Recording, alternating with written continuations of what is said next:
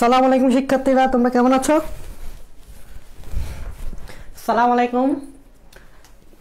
আমার কথা শোনা যাচ্ছে কিনা একটু বলো কমেন্টে। ভয়েস ক্লিয়ার কিনা আর কমেন্টে কথা শোনা যাচ্ছে কিনা?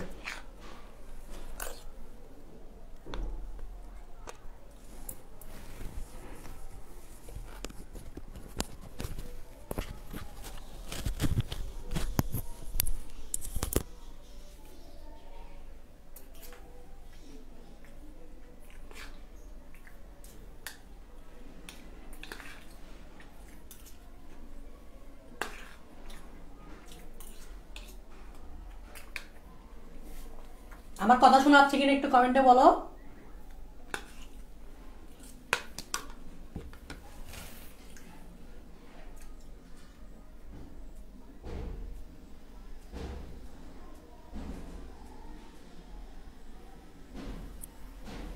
ভালো আছি। তোমরা মেসেঞ্জার গ্রুপে একটু তোমাদের যে মেসেঞ্জার গ্রুপটা আছে সেই মেসেঞ্জার গ্রুপে একটু শেয়ার করে দাও।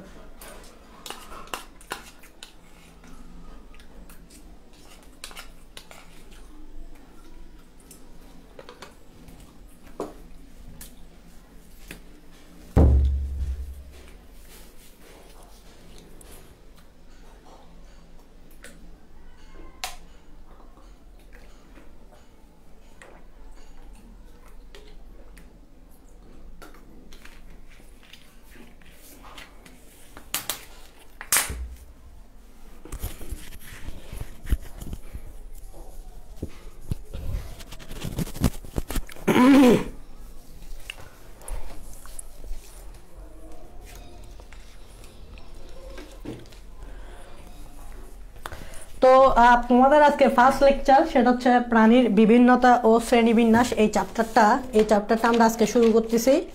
এবং এই চ্যাপ্টার আজকে অ্যাকচুয়ালি আমরা তেমন কিছু পড়বো না, জাস্ট ইন্ট্রোডাক্টরি ক্লাস বলতে পারো। আর কিছু পড়া বইয়ের প্রথম দিকে, এই চ্যাপ্টারের প্রথম দিকে কিছু পড়া আছে, এগুলো একটু পড়ে ফেলবো, ঠিক আছে? আর এই মেসেঞ্জার গ্রুপটা, তোমাদের যে মেসেঞ্জার গ্রুপ আছে ওইটাতে একটু শেয়ার করে দাও, ঠিক আছে? তো আমরা আজকে লেকচার 1, সেটা হচ্ছে প্রাণীর বিভিন্নতা ও শ্রেণীবিন্যাস।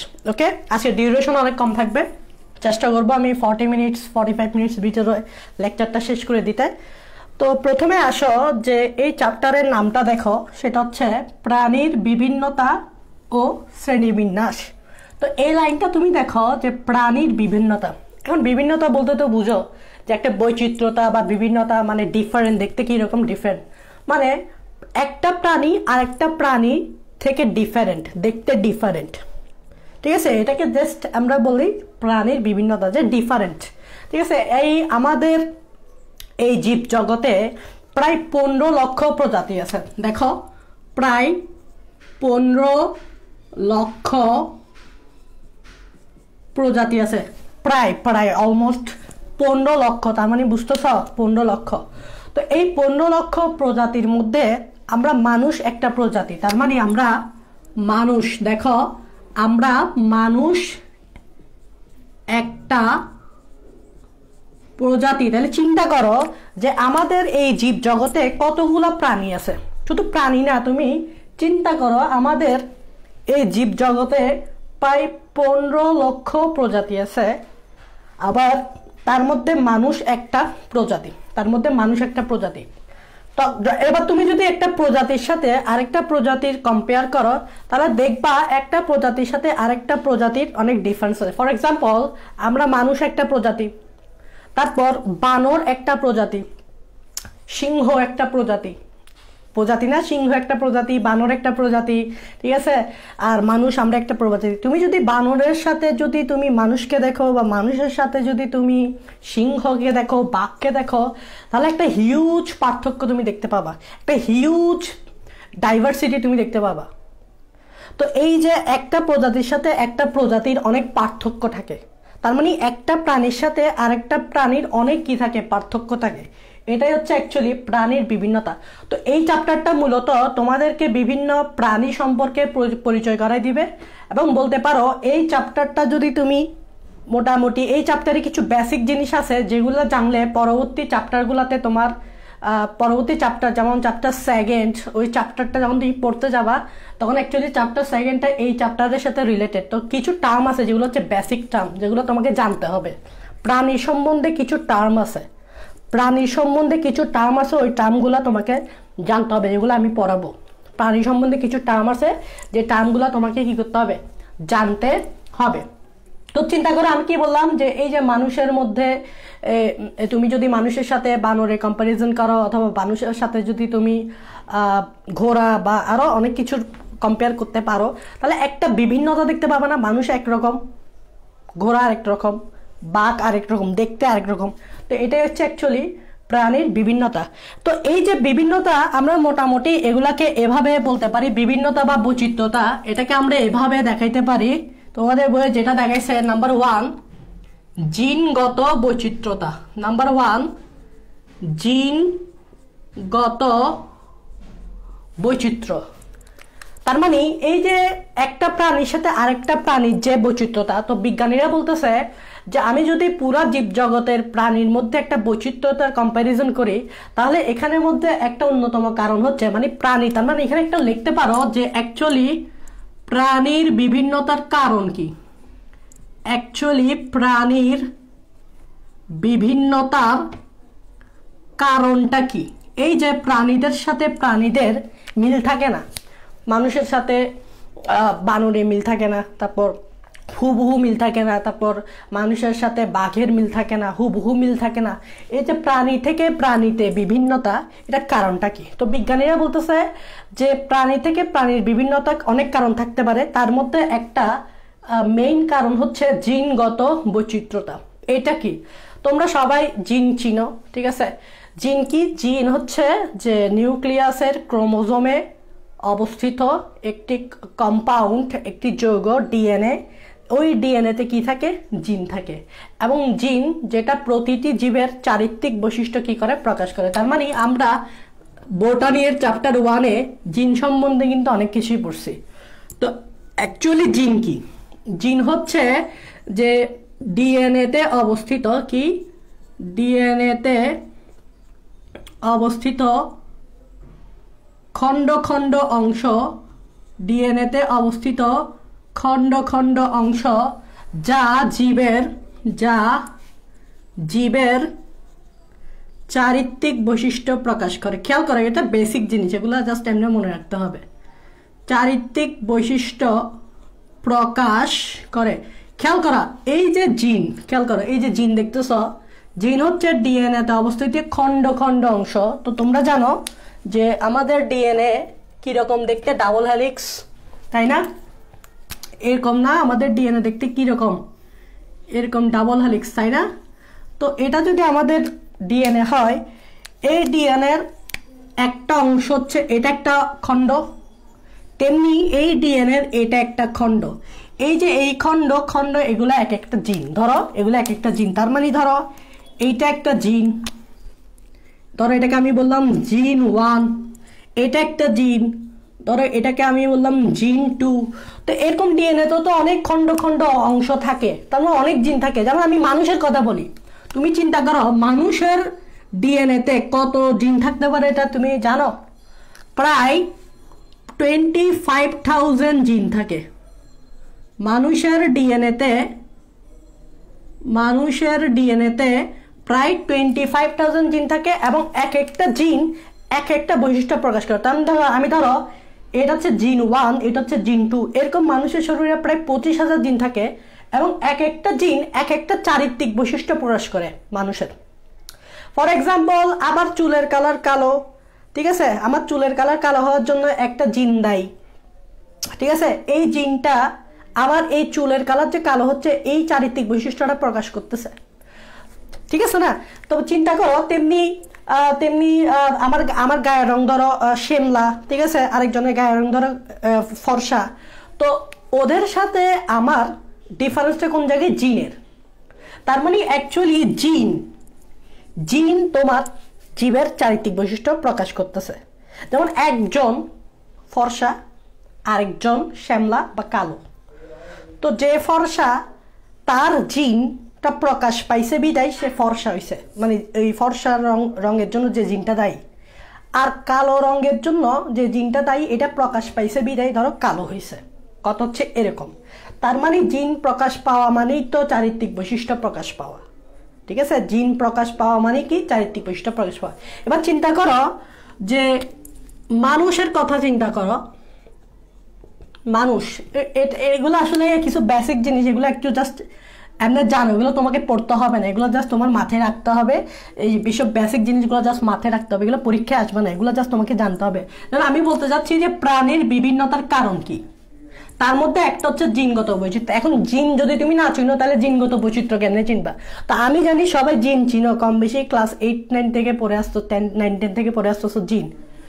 তো জিন হচ্ছে জীবের চারিত্রিক বৈশিষ্ট্য প্রকাশ করে। এবার চিন্তা করো যে মানুষের মধ্যে যদি আমি জিনগত বৈচিত্র্যটা খুঁজে পাই কিনা। মনে রাখবা যে আমার বডিতে যে জিন থাকবে তোমার বডিতে সে জিনও আছে, বাট আমার বডিতে যে জিনটা প্রকাশ পাচ্ছে এমনও হচ্ছে তোমার বডিতে সে জিনটা প্রকাশ পাচ্ছে না। বলতেছি না মানুষের ডিএনএ হচ্ছে 25,000 জিন। এখন 25,000 জিনের মধ্যে ধরো একটা জিন, এটা জিন 1, এটা বললাম না চুলের কালার কি করে নিয়ন্ত্রণ করে, চুলের রং। ধরো এই জিনটা চুলের রং হইতে পারে, হয় কি হইতে পারে তোমার চুলের কালার কালো হইতে পারে, অথবা বিদেশি যারা তারা কি তারা বাদামি, ধরো বাদামি হইতে পারে।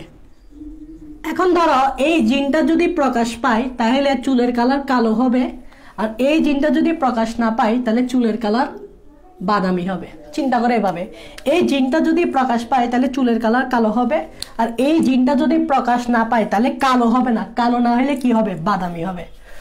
এখন তুমি চিন্তা করো আমাদের সাথে, আমরা যারা এশিয়াতে থাকি এবং যারা ইউরোপ কান্ট্রিতে থাকে যেমন ইংল্যান্ড, তাদের চুলের কালার চিন্তা করো আর আমাদের চুলের কালার চিন্তা করো। ওদের চুলের কালার কিন্তু ব্রাউন টাইপসের হয় আর আমাদের চুলের কালার কালো হয়। এটা কি জন্য হয়েছে? জিনের কারণে। তার মানে এই জিনের মধ্যে একটা বৈচিত্র্যতা আছে কিনা, জিনগত একটা বৈচিত্র্য আছে কিনা। এই যে আমাদের মানুষ যারা আমরা, তাদের মধ্যেও কিন্তু বৈচিত্র্যতা আছে। এই বৈচিত্র্যটাকে বলা হয় অন্তঃপ্রজাতিগত বৈচিত্র্য। অন্তঃপ্রজাতিগত বৈচিত্র্য মানে এটা দ্বারা কি বুঝতে যাচ্ছি, ধরো আমরা মানুষ একটা প্রজাতি। এবার আমি তো আমার সাথে ওই যে ইংল্যান্ডে থাকে একজন মানুষের কম্পেয়ার যদি আমি করে থাকি, তাহলে আমাদের মধ্যে কিন্তু একটা অন্তঃপ্রজাতিগত বৈচিত্র্য আছে, বা এটাকে আমি বলতে পারি জিনগত বৈচিত্র্য। কিরকম? কারণ ওই যে বললাম যে ওর এই জিনটা প্রকাশ পাচ্ছে না বিধায় বাদামি হচ্ছে, আর আমার জিনটা প্রকাশ পাচ্ছে বিধায় কালো হচ্ছে। তার মানে তার জিনের সাথে আমার জিনের একটা পার্থক্য আছে কিনা, এটাই হচ্ছে জিনগত বৈচিত্র্য। তার মানে ধরো একটা লোকেশনে, ধরো আমরা এশিয়াতে যারা আছি আমাদের মধ্যে জিনগত বৈচিত্র্য কিন্তু তেমন দেখা যায় না, কারণ আমাদের ধরো আমাদের সবার চুলের কালার কালো হয়, আমরা সবাই মোটামুটি কম বেশি কালো কালো শ্যামলা হয়ে থাকি। তুমি ইন্ডিয়ার সাথে আমাদের বাংলাদেশে কম্পেয়ার করো, আমরা কিন্তু দেখতে সেম। তার মানে যে আমরা যারা এশিয়াতে থাকি তাদের মধ্যে জিনগত বৈচিত্র্য নাই বললে হবে না, মানে কম। তার মানে ধরো যে জিনগত বৈচিত্র্য হচ্ছে কম, মানে আছে বাট কম, আছে বাট কম, আছে থাকবে। একটা মানুষের সাথে আরেকটা মানুষের জিন হুবহু কখনো মিলবে না, একটা মানুষের সাথে একটা মানুষের জিন হুবহু কখনো মিলবে না। মানে আমার সাথে তোমার জিন কখনো হুবহু মিলবে না, একদম মিলবে না। তার মানে জিনগত বৈচিত্র্যতা আছে কিনা, তার মানে এটা স্পিসিস থেকে স্পিসিসে যেরকম ভ্যারি করে তেমনি একই প্রজাতিতেও ভ্যারি করে। একই যেমন মানুষ একটা প্রজাতি, একই মানুষে ভ্যারি করতেছে, তেমনি এবার তুমি যদি এবার মানুষের সাথে বানরের তুলনা করো তাহলে তো অনেক ডিফারেন্স পাবা, মেজর ডিফারেন্স পাবা, অনেক বেশি ডিফারেন্স পাবা। তখন জিনগত বৈচিত্র্য অনেক বেশি হবে, তখন জিনগত বৈচিত্র্য অনেক বেশি হবে ভাই, অনেক বেশি হবে। কারণ তুমি মানুষের জিনের সাথে তুমি যদি বানরের জিনের কম্পেয়ার করো তেমন মিল পাবা না। যেমন মানুষের ডিএনএতে 25,000 জিন থাকে, কিন্তু বানরের ডিএনএতে কিন্তু 25,000 জিন থাকবে না, ঠিক আছে, আরো কম থাকবে। তাছাড়া মানুষের জিনের সাথে তুমি বানরের জিনের কোনো মিল পাবা না, বানরের জিনের কোনো তেমন মিল পাবা না। তার মানে অ্যাকচুয়ালি যখন আমরা এক প্রজাতি থেকে আরেক প্রজাতিতে দেখি তখন জিনগত বৈচিত্র্যটা অনেক বেশি হয়। কিন্তু আমরা যখন সেম প্রজাতির কথা বলি, মানে মানুষের মধ্যে মানুষ একটা প্রজাতি, আমার সাথে তোমার কথা বলো, আমার সাথে তোমার কিন্তু জিন হুবহু মিলবে না। হ্যাঁ মিলবে, বাট হুবহু মিলবে না, মানে জিনগত বৈচিত্র্য আছে তবে কম। কিন্তু তুমি যখন মানুষের না করে মানুষের সাথে একটা বানরের, মানুষের সাথে একটা ঘোড়ার, তখন ভাই জিন তো তেমন মিল পাবাই না, মানে জিনগত বৈচিত্র্য অনেক বেশি হবে। তার মানে প্রাণীর বিভিন্নতার একটা হিউজ কারণ হচ্ছে জিনগত বৈচিত্র্য। প্রাণীর বিভিন্নতার এই যে বিভিন্নতা হচ্ছে না, আমার সাথে তোমার হুবহু মিল আছে, মিল নেই তো। আমার সাথে তোমার হুবহু মিল নেই, আমার চেহারার সাথে তোমার চেহারার হুবহু মিল নেই, ধরো আমার আরো কিছুর সাথে তোমার অনেক কিছুর কিনে মিললে, আমি হইতে পারি মিডিয়াম, তুমি হইতে পারো লম্বা, আমি হইতে পারি মিডিয়াম, তুমি হইতে পারো লম্বা। একটা বিভিন্নতা আছে তো। চেহারা যদি হুবহু মিলে যেত, যেমন চেহারার কথাই চিন্তা করো, তো চেহারার যে বিভিন্নতা এটাও তো জিনগত বৈচিত্র্যতা। এখন চেহারা যদি সেম হয়ে যেত, কে কাউকে চিনত না, তখন তুমি হয়ে যেত কি বিধান স্যার, আমি হয়ে যেতাম তুমি, তাই না? তো জিনগত বৈচিত্র্যতা থাকার কারণেই তো প্রাণীদের মধ্যে একটা বিভিন্নতা। তাও দেখো সেম প্রজাতির মধ্যেও বিভিন্নতা পাওয়া যাচ্ছে, আমার আর তোমার মধ্যে হুবহু কোনো মিল নাই, কারণ আমার আর তোমার জিন হুবহু মিলে না, বৈচিত্র্যতা আছে, ভ্যারিয়েশন আছে। কিন্তু তুমি মানে তখন জিনগত বৈচিত্র্য কম। কিন্তু যখন তুমি আমার সাথে ওই বললাম না, ওই একটা বানর বা একটা ঘোড়া একটা বাঘের করবা, তখন জিনগত বৈচিত্র্য অনেক বেশি, তখন সহজে মিলে না, ওদের জিনের সাথে আমাদের জিন সহজে মিলে না, তখন জিনগত বৈচিত্র্য অনেক বেশি। তার মানে প্রাণীর বিভিন্নতার একটা হিউজ কারণ হচ্ছে জিনগত বৈচিত্র্য। এটা তাহলে বুঝতে পারছো? সিম্পল, এটা আসলে অ্যাকচুয়ালি বোঝার কি আছে, জাস্ট সিম্পল। আরেকটা হচ্ছে তোমার আরেকটা কারণ আছে, সেটা হচ্ছে প্রজাতিগত বৈচিত্র্য। খেয়াল করো, আরেকটা হচ্ছে প্রজাতিগত বৈচিত্র্য।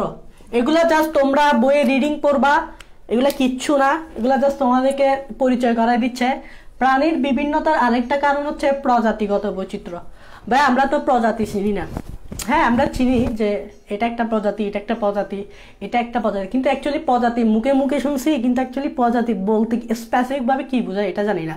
তো তোমাদের ক্ষেত্রে অনেক সময় দেখবা প্রশ্নে আসে যে প্রজাতি কি, প্রথমে প্রশ্ন আসবে, এরকম অনেক সময় একটা প্রশ্ন আসে যে প্রজাতি কি, তো তখন তোমাকে এটা উত্তর দিতে হয়, কতে আসবে যে প্রজাতি কাকে বলে বা কি।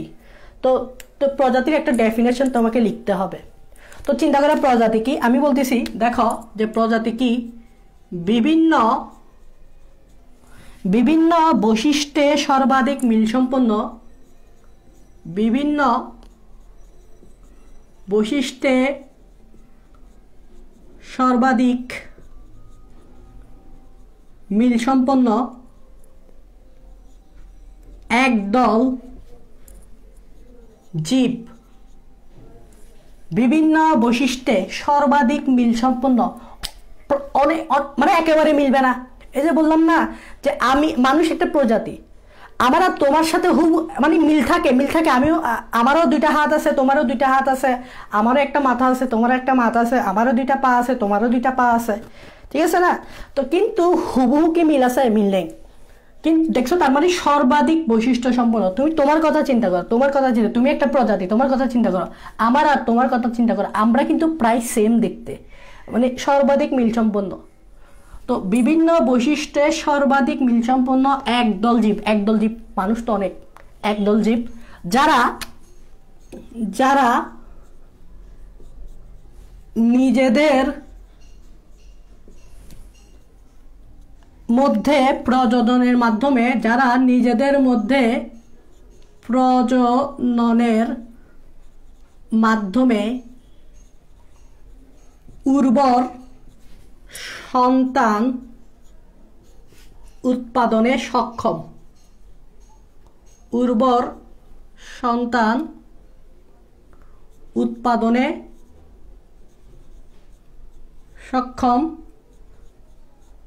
তাই প্রজাতি। তার মানে পরীক্ষায় যদি আসে প্রজাতি কি, তুমি এই ডেফিনেশনটা লিখে দিবা। তার মানে কি ডেফিনেশনটা কি বা সংজ্ঞাটা কি? সেটা হচ্ছে বিভিন্ন বৈশিষ্ট্যে সর্বাধিক মিল সম্পন্ন। আমাদের কথা চিন্তা করো, মানুষদের কথা চিন্তা করো, মানুষ একটা প্রজাতি, হোমো স্যাপিয়েন্স। তো আমাদের মধ্যে কিন্তু সর্বাধিক মিল আছে এবং আমাদের মধ্যে প্রজননের মাধ্যমে কিন্তু উর্বর সন্তান উৎপাদন সম্ভব। বিয়ে করলে কি হয়, আমরা কি করতে পারি, আমাদের বাচ্চা কাচ্চা হয়, তাহলে সন্তান উৎপাদনে সক্ষম তারাই হচ্ছে প্রজাতি। তার মানে তুমি প্রজাতির ডেফিনেশনটা পরীক্ষায় আসলে এটা লিখে দিলে ফুল মার্কস হয়ে গেছে, পারফেক্ট একটা আনসার হবে। এখন চিন্তা করো প্রজাতিগত বৈচিত্র্য এই জিনিসটা কি, এটা লিখছো তো না? আচ্ছা এটা লিখো, এটা একটু লিখো।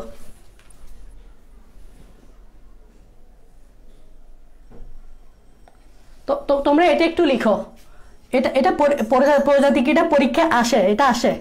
আচ্ছা এবার আসো যে প্রজাতি, দেখো প্রাণীর বিভিন্নতার আরেকটা কারণ হচ্ছে প্রজাতিগত বৈচিত্র্য। একদম ইজি, প্রজাতিগত বৈচিত্র্য এটা তোমাকে না পড়লেও চলবে, এটা জাস্ট তুমি মনে রাখবা। সেটা হচ্ছে প্রজাতি তো চিনে গেলা। এখন দেখো যে একই প্রজাতির মধ্যে একটা বৈচিত্র্যতা দেখা যায়, আর একটা হচ্ছে ডিফারেন্ট প্রজাতির মধ্যে একটা বৈচিত্র্য দেখা যায়। তার মানে আমি ধরো এটাকে আমি দুই ভাগে বলতে পারি, একটা হচ্ছে অন্ত প্রজাতিগত, একটা হচ্ছে অন্ত প্রজাতিগত, আরেকটা হচ্ছে আন্ত প্রজাতিগত, একটা হচ্ছে আন্ত প্রজাতিগত। অন্ত প্রজাতির ক্ষেত্রে যদি আমি বুঝাই, ধরো আমরা মানুষটা চিন্তা করো, আমরা মানুষের ক্ষেত্রেই চিন্তা করো, এই যে আমরা মানুষ একটা প্রজাতি, কিন্তু ওই যে বললাম বারবার একই কথা বলতেছি যে আমরা মানুষ একটা প্রজাতি, বাট আমাদের সবার মধ্যে কিন্তু আমরা দেখতে আমাদের সবার মধ্যে একেবারে মিল নেই, আমাদের মধ্যেও একটা বৈচিত্র্যতা আছে। তো প্রজাতির মধ্যে, একই প্রজাতির মধ্যে যে বৈচিত্র্যতা দেখা যায় ওটাই হচ্ছে অন্ত প্রজাতিগত বৈচিত্র্যতা।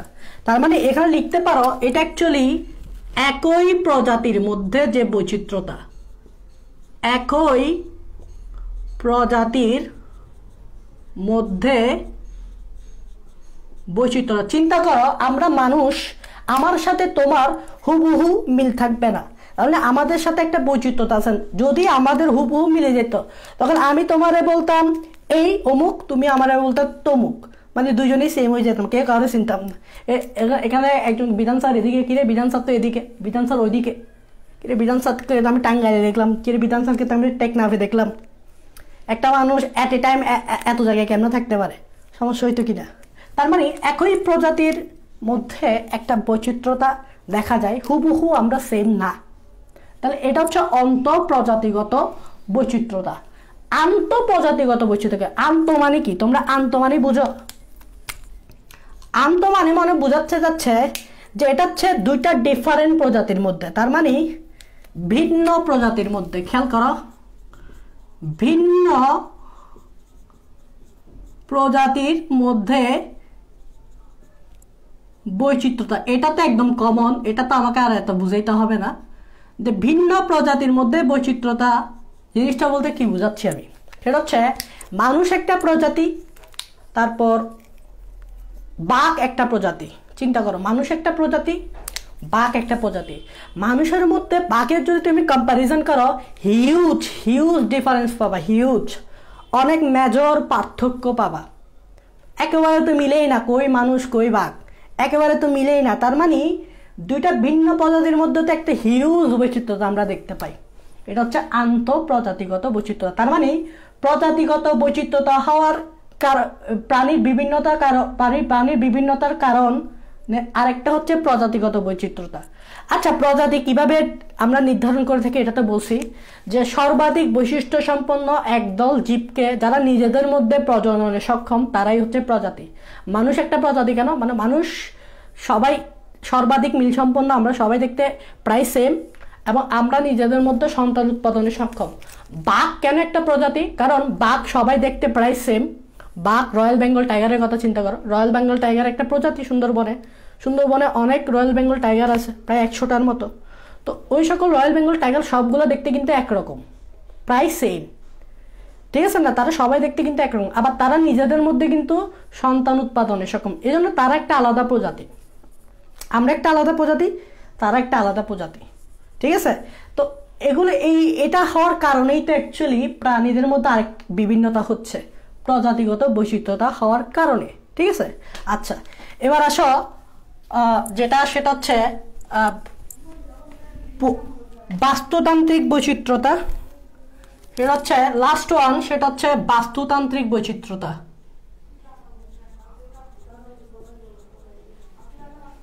আমরা অ্যাকচুয়ালি কি পড়তেছি? আমরা অ্যাকচুয়ালি এই অধ্যায়টার নাম দেখো প্রাণীর বিভিন্নতা। আমরা অ্যাকচুয়ালি প্রাণীর বিভিন্নতার কারণটা পড়তেছি। আমরা অ্যাকচুয়ালি প্রাণীদের মধ্যে যে একটা বিভিন্নতা দেখা দেয় এটা কারণটা পড়তেছি। তিনটা মেজর কারণ, তার মধ্যে এই দুইটা আমরা পড়ে ফেলছি। আর একটা হচ্ছে বাস্তুতান্ত্রিক বৈচিত্র্যতা। আচ্ছা বাস্তুতন্ত্র বা ইংরেজিতে বলে ইকোসিস্টেম, এটা বলতে তোমরা বুঝো যে ইকোসিস্টেম বা বাস্তুতন্ত্র বলতে কি বোঝায়? তোমরা কি জানো বাস্তুতন্ত্র বলতে কি বোঝায়? সেটা হচ্ছে বাস্তুতন্ত্র বলতে বোঝাচ্ছে যে একটা নির্দিষ্ট পরিবেশে, খেয়াল করো, একটা নির্দিষ্ট পরিবেশে যখন অনেকগুলো প্রজাতি একসাথে থাকে, একটা নির্দিষ্ট পরিবেশে যখন অনেকগুলো প্রজাতি নিজেরা নিজেদের মধ্যে থাকে, ওইটাই হচ্ছে একটা বাস্তুতন্ত্র। যেখানে বাস্তুতন্ত্রের বলতে শুধু প্রাণীদেরকে বোঝায় না বা প্রজাতিদেরকে বোঝায় না, এখানে কিন্তু পরিবেশটাও ফ্যাক্ট। তার মানে আমরা বাস্তুতন্ত্র অ্যাকচুয়ালি কি বুঝি?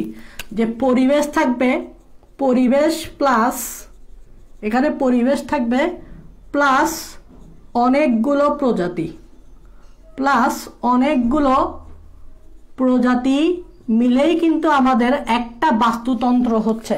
তার মানে, এবং খেয়াল রাখবা এখানে পরিবেশের সাথে প্রজাতিগুলা কিন্তু একে অপরের সাথে কানেক্টেড। মানে প্রজাতিগুলা কিন্তু পরিবেশ নির্ভর, পরিবেশ ছাড়া কিন্তু প্রজাতিগুলা থাকতে পারবে না, সার্ভাইভ করতে পারবে না। তার মানে বাস্তুতন্ত্র বলতে কি বোঝাচ্ছে? পরিবেশ প্লাস অনেকগুলো প্রজাতি, এবং প্রজাতিগুলোর সাথে পরিবেশের একটা সম্পর্ক আছে, কারণ পরিবেশ ছাড়া প্রজাতিগুলো টিকে থাকতে পারবে না, টিকে থাকতে পারবে না পরিবেশে, একটা সিস্টেমে। এটা হচ্ছে বাস্তুতন্ত্র।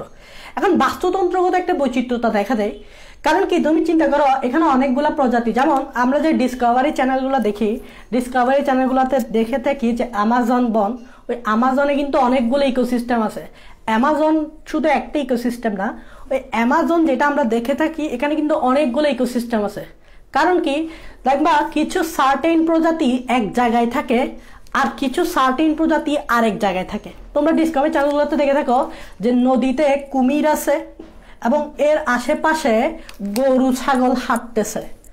তার মানে অনেকগুলো প্রজাতি না, কুমির একটা প্রজাতি, তারপর ওই এই আশেপাশে যে গরু ছাগলগুলো হাঁটতেছে, তারপর দেখতেছি শিয়াল হাঁটতেছে, বাঘ হাঁটতেছে, তাহলে এরা একই জায়গায় আছে না? তার মানে অনেকগুলো প্রজাতি না, কুমির আছে, তারপর গরু ছাগল হাঁটতেছে আশেপাশে, তারপর ওর আশেপাশে হরিণ হাঁটতেছে, আবার ওদিকে বাঘ হাঁটতেছে। তার মানে অনেকগুলো প্রজাতি না, কিন্তু তারা একটা ডিফারেন্ট সার্টেন এরিয়াতে আছে তো, একটা পরিবেশে আছে তো।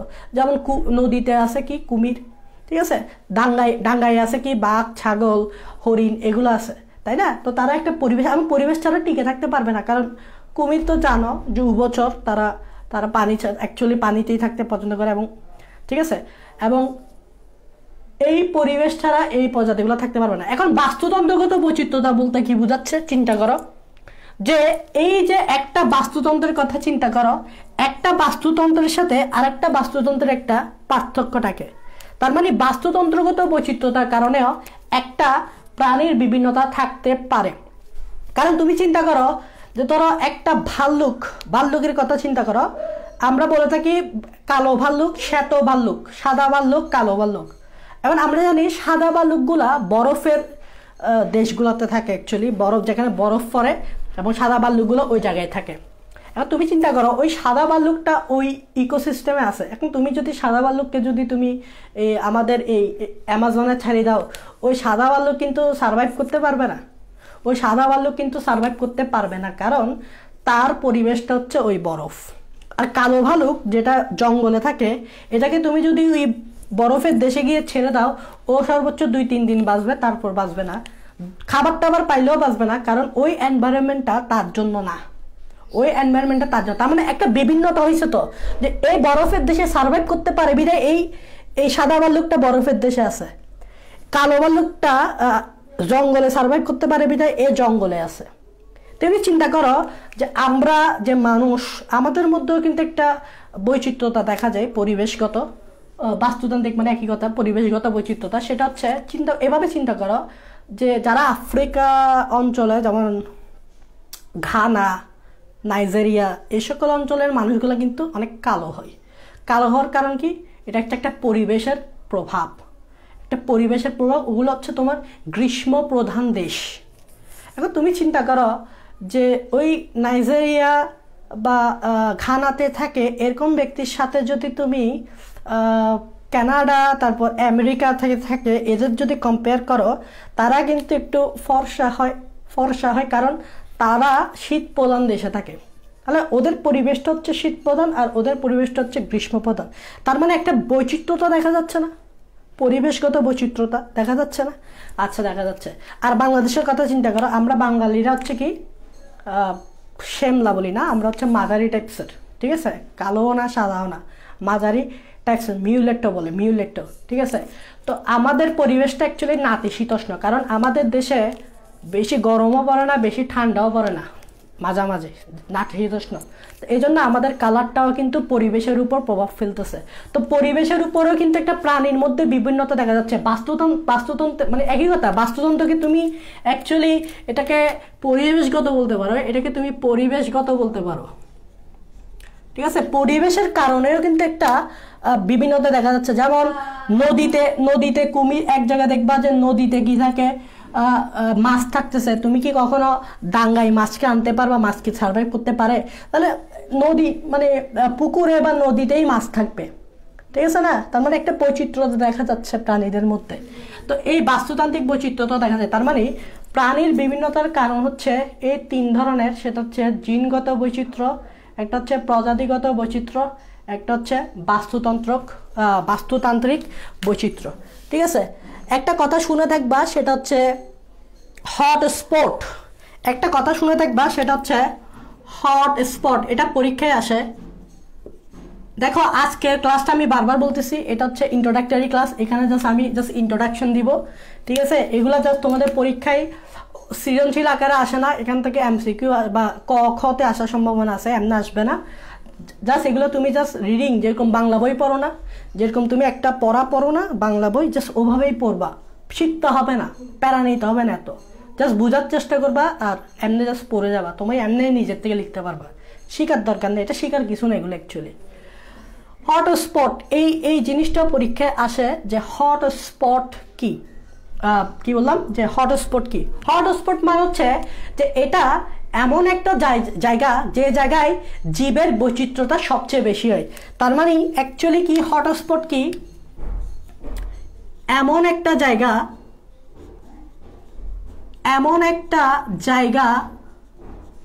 যেই জায়গায় জীবের মধ্যে সবচেয়ে বেশি বৈচিত্র্যতা দেখা যায়, জীবের মধ্যে সবচেয়ে, এটা পরীক্ষায় আসে, সবচেয়ে বেশি বৈচিত্র্যতা দেখা দেয়। এটা এই লাইনটা মনে রাখলেই চলবে, বৈচিত্র্যতা দেখা যায়। তার মানে একটা সার্টেন এরিয়া তো থাকে যেখানে অ্যাকচুয়ালি জীবদেহের মধ্যে সবচেয়ে বেশি বৈচিত্র্যতা দেখা যায়, ঠিক আছে।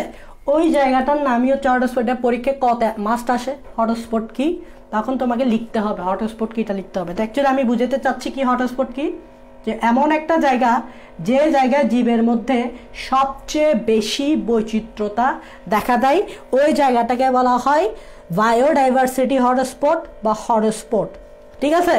তার মানে আমি এভাবেও বলতে পারি যে যেমন একটা প্রজাতিগত বৈচিত্র্যতা থাকতে পারে, যেমন ধরো যে কোনো একটা জায়গায় প্রজাতির মধ্যে সবচেয়ে বেশি বৈচিত্র্য দেখা যায়। মানুষের কথা, আমাদের এই জায়গাটা কিন্তু হটস্পট না, আমরা যেখানে থাকি, আমরা মানুষের কথা যদি চিন্তা করো, আমাদের মানুষের জায়গাটা কিন্তু হটস্পট হইতে পারে না, কারণ এই জায়গায় কোনো তেমন বেশি বৈচিত্র্যতা দেখা যায় না। আমরা সবাই মানুষ দেখতে প্রায় একই রকম, হাত পা আছে, দুইটা হাত আছে, দুইটা পা আছে, একটা মাথা আছে, একটা নাক আছে, দুইটা চোখ আছে, আমরা প্রায় দেখতে সিমিলার। আমাদের এই এরিয়াটা হটস্পট না। হটস্পট হচ্ছে অ্যাকচুয়ালি এই জায়গাগুলো তুমি হটস্পট বলতে পারো, যে বাস্তুতান্ত্রিক জায়গাগুলোকে তুমি হটস্পট, যেমন মেরু অঞ্চলে বা কোনো একটা বনের কথা চিন্তা করো, ওখানে ডিফারেন্ট প্রজাতির কি থাকে, ডিফারেন্ট প্রজাতির প্রাণী থাকে, এদের মধ্যে কিন্তু হিউজ একটা কি দেখা যায়, বৈচিত্র্যতা দেখা যায়। তুমি চিন্তা করো যে অ্যামাজন বনে চিন্তা করো, ওখানে কীট পতঙ্গ থাকে, তাহলে কীট পতঙ্গ নিয়ে একটা প্রজাতি। তারপর কি থাকে, কুমির থাকে, কুমির একটা আলাদা প্রজাতি, তাই না? তো এখানে ওই জায়গাগুলোতে এই বৈচিত্র্যটা বেশি হয়, তো ওই জায়গাগুলোকে অ্যাকচুয়ালি আমরা হটস্পট বলে থাকি। এটা পরীক্ষায় আসে, তো পরীক্ষায় আসলে এটা কতে আসবে, তো জ্ঞানমূলক প্রশ্ন আসবে, সো এটা লিখতে হবে। ওকে, আচ্ছা, তার মানে আমরা মোটামুটি প্রাণীর বিভিন্নতা, আমি এটা মাস্ট তোমাকে পড়াইতে হইতো, কারণ এই চ্যাপ্টারটার নামই হচ্ছে প্রাণীর বিভিন্নতা। আর প্রাণীর বিভিন্নতার অ্যাকচুয়ালি কারণটা কি, এই তিনটা কারণ। তোমাকে যদি প্রশ্নে বলে যে প্রাণীর বিভিন্নতার কারণ কি, তখন কিন্তু তোমাকে এই তিনটা কারণই লিখতে হবে। অ্যাকচুয়ালি এই তিনটাই হচ্ছে প্রাণীর বিভিন্নতার কারণ, বুঝা গেছে? তো এই তিনটাই তোমাকে, এটার আনসার হচ্ছে এই তিনটা তোমাকে লিখতে হবে, বাংলার মতো লিখবা, নিজে বুঝবা, বুঝে বুঝে লিখবা, মুখস্থের কিছু নেই অ্যাকচুয়ালি এখানে। ওকে ওকে, আমরা এখন একটা জিনিস পড়বো, সেটা হচ্ছে প্রাণীর শ্রেণীবিন্যাসের ভিত্তি। প্রাণীর শ্রেণী বিন্যাসের ভিত্তি। এবার তোমরা চিন্তা করো, আমরা তো দেখলাম এই পৃথিবীতে অনেকগুলো প্রজাতি থাকে, এবং এক একটা প্রজাতিতে যেমন আমরা মানুষ একটা প্রজাতি, তারপর গরু একটা প্রজাতি, ঠিক আছে? এরকম অনেকগুলো প্রজাতি থাকে, এবং এতগুলো প্রাণী যে একটা আছে, আর প্রাণীদের মধ্যে যে এত বিভিন্নতা, এখন সবগুলো প্রাণী সম্বন্ধে আমাদের জ্ঞান রাখা মানে একটা হিউম্যান ব্রেনের পক্ষে পসিবল না। এতগুলা প্রাণী সম্পর্কে আলাদাভাবে এদের সম্পর্কে জানা এটা কোনো মানুষের পক্ষেই পসিবল না।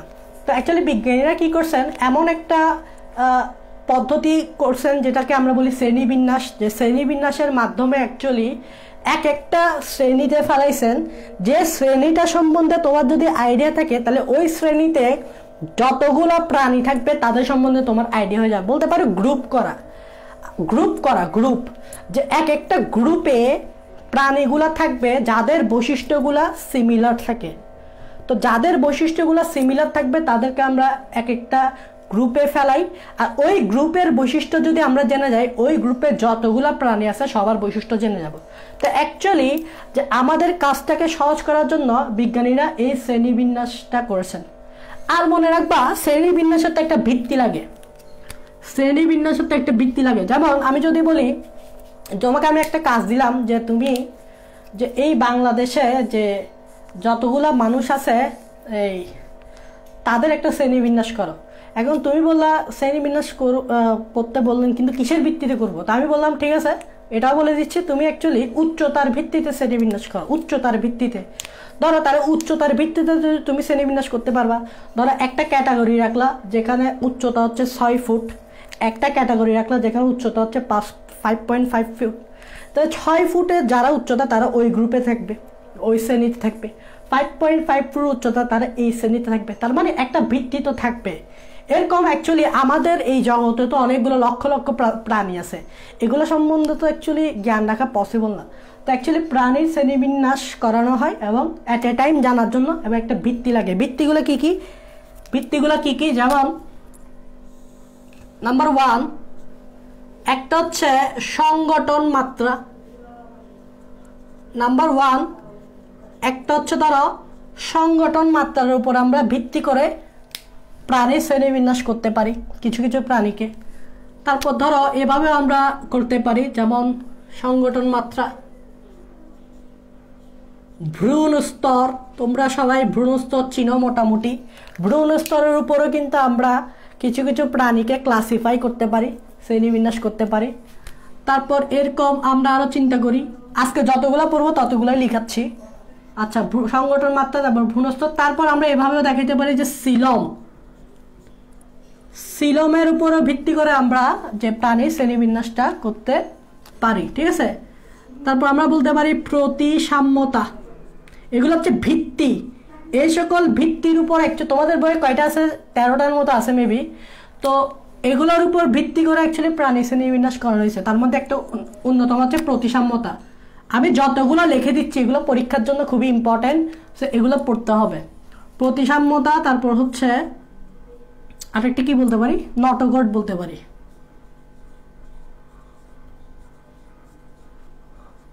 ঠিক আছে, নটোকট। তার মানে ধরো আমি এগুলাই বলি, সংগঠন মাত্রা, ভূস্তর, আরো আছে তোমাদের বই তো প্রায় 13টার মতো আছে। এখানের মধ্যে আমি প্রথমে এই 5টা পড়াচ্ছি, এগুলো খুবই ইম্পর্টেন্ট, যে সংগঠন মাত্রা, ভূস্তর, সিলম, প্রতিসাম্যতা, নটোকট। প্রথমে সংগঠন মাত্রা কি বুঝায়? তো অ্যাকচুয়ালি সংগঠন মাত্রা বলতে এরকম বোঝাচ্ছে যে তোমরা চিন্তা করো যে একটা পৃথিবীর মুহূর্তে যখন জীবগুলো ছিল তখন অ্যাকচুয়ালি জীবগুলো কিভাবে ছিল। যেমন ধরো যে আমরা জানি যে জীবদেহ কিভাবে গঠিত হয়, এটা চিন্তা করো যে জীবদেহ গঠিত হয় কোষের দ্বারা। তাহলে আমি এখানে সংগঠন মাত্রাটা একটু বোঝাচ্ছি, খেয়াল করো যে জীবদেহ কিভাবে তৈরি হয়, একটা কোষ দ্বারা। কোষ হচ্ছে জীবদেহের গঠনের একক। ঠিক আছে, জীবদেহের গঠনের একক হচ্ছে এই কোষ, কার্যিক একক। এবং তুমি জানো যে অনেকগুলো কোষ মিলে পরবর্তীতে যেটা তৈরি করে সেটা হচ্ছে টিস্যু, এবং অনেকগুলো টিস্যু মিলে যেটা তৈরি করে সেটা হচ্ছে অঙ্গ, এবং অনেকগুলো অঙ্গ মিলে যেটা তৈরি করে সেটা হচ্ছে তন্ত্র। তার মানে খেয়াল করো যে অনেকগুলো কোষ যখন একটা নির্দিষ্ট কাজ করবে তখন এটাকে আমরা টিস্যু বলি। অনেকগুলো টিস্যু যখন একটা নির্দিষ্ট কাজ করবে তখন এটাকে আমরা বলবো অঙ্গ।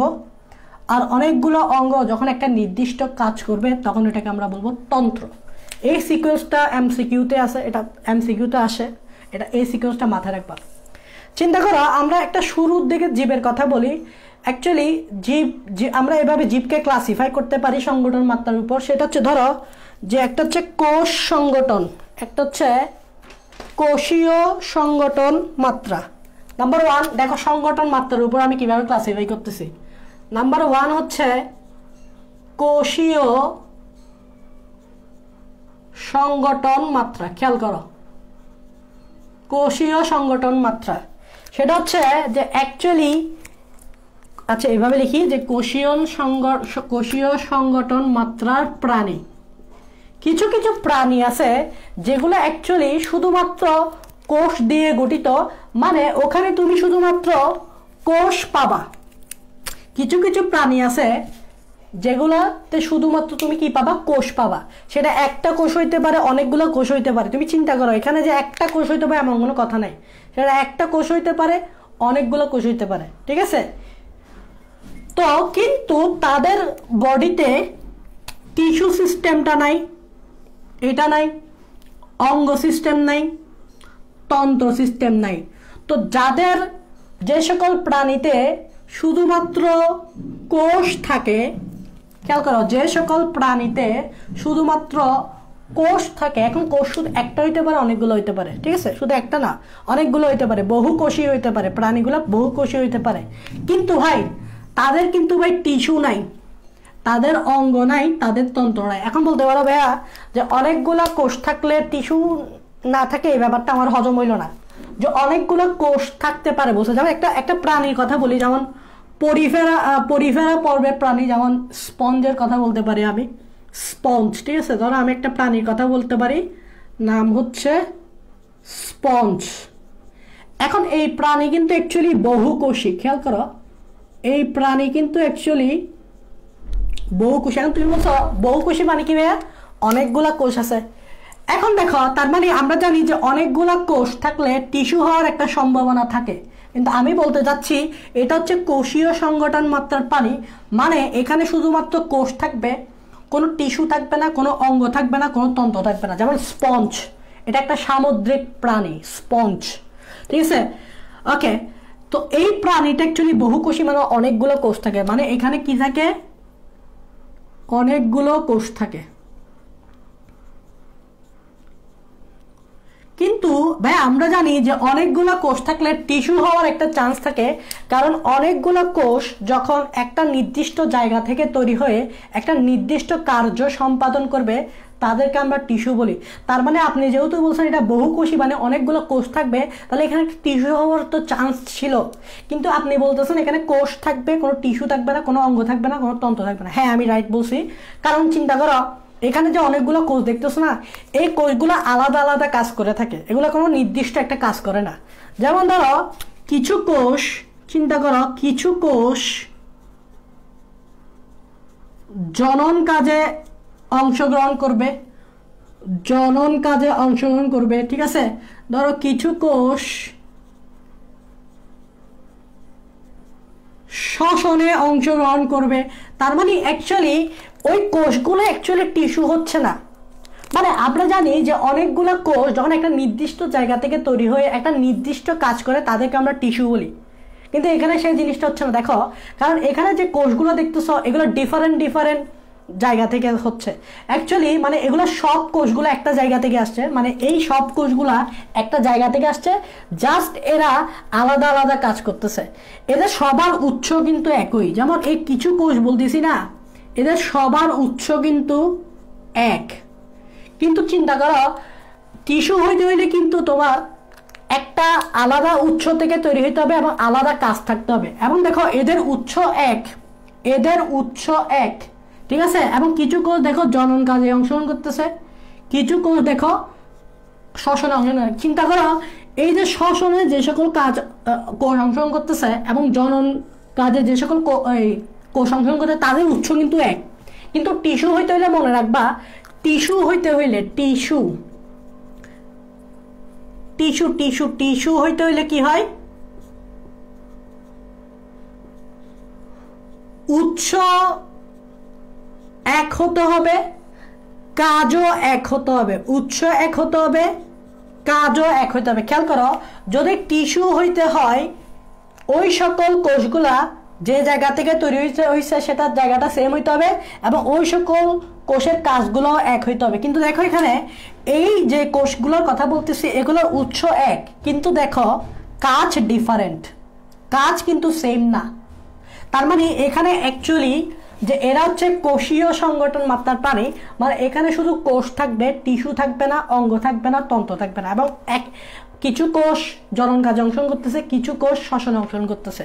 এদের সবার উৎস কিন্তু এক, কিন্তু কাজ ডিফারেন্ট। দ্যাট মিনস এখানে কোনো টিস্যুর ব্যবস্থা নেই, এখানে কোনো অঙ্গের ব্যবস্থা নেই, এখানে কোনো তন্ত্রের ব্যবস্থা নেই। তো এটাই হচ্ছে সংগঠন মাত্রা নাম্বার 1, কোষীয় সংগঠন মাত্রার প্রাণী। আরেকটা হচ্ছে কোষীয় টিস্যু সংগঠন মাত্রার প্রাণী। আরেকটা হচ্ছে কোষীয় টিস্যু সংগঠন মাত্রার প্রাণী। এবার এটা তো বুঝতেছ। অ্যাকচুয়ালি এবার আমি এখানে দেখো কি করতেছি, অ্যাকচুয়ালি এখানে কোষও থাকবে, ওই সকল প্রাণীর কোষও থাকবে, টিস্যুও থাকবে।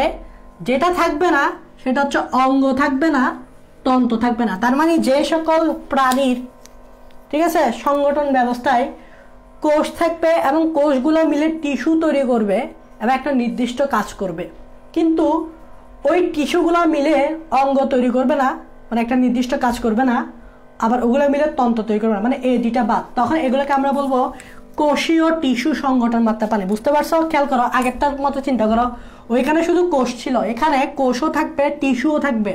যেটা থাকবে না সেটা হচ্ছে অঙ্গ, সেটা এবং সেটা হচ্ছে তন্ত্র। এরা হচ্ছে কোষীয় টিস্যু সংগঠন মাত্রার প্রাণী। আরেকটা হচ্ছে এরকম টিস্যু অঙ্গ মাত্রার প্রাণী, টিস্যু অঙ্গ মাত্রার প্রাণী। খেয়াল করো, এখন বুঝতেছো একদম সেম।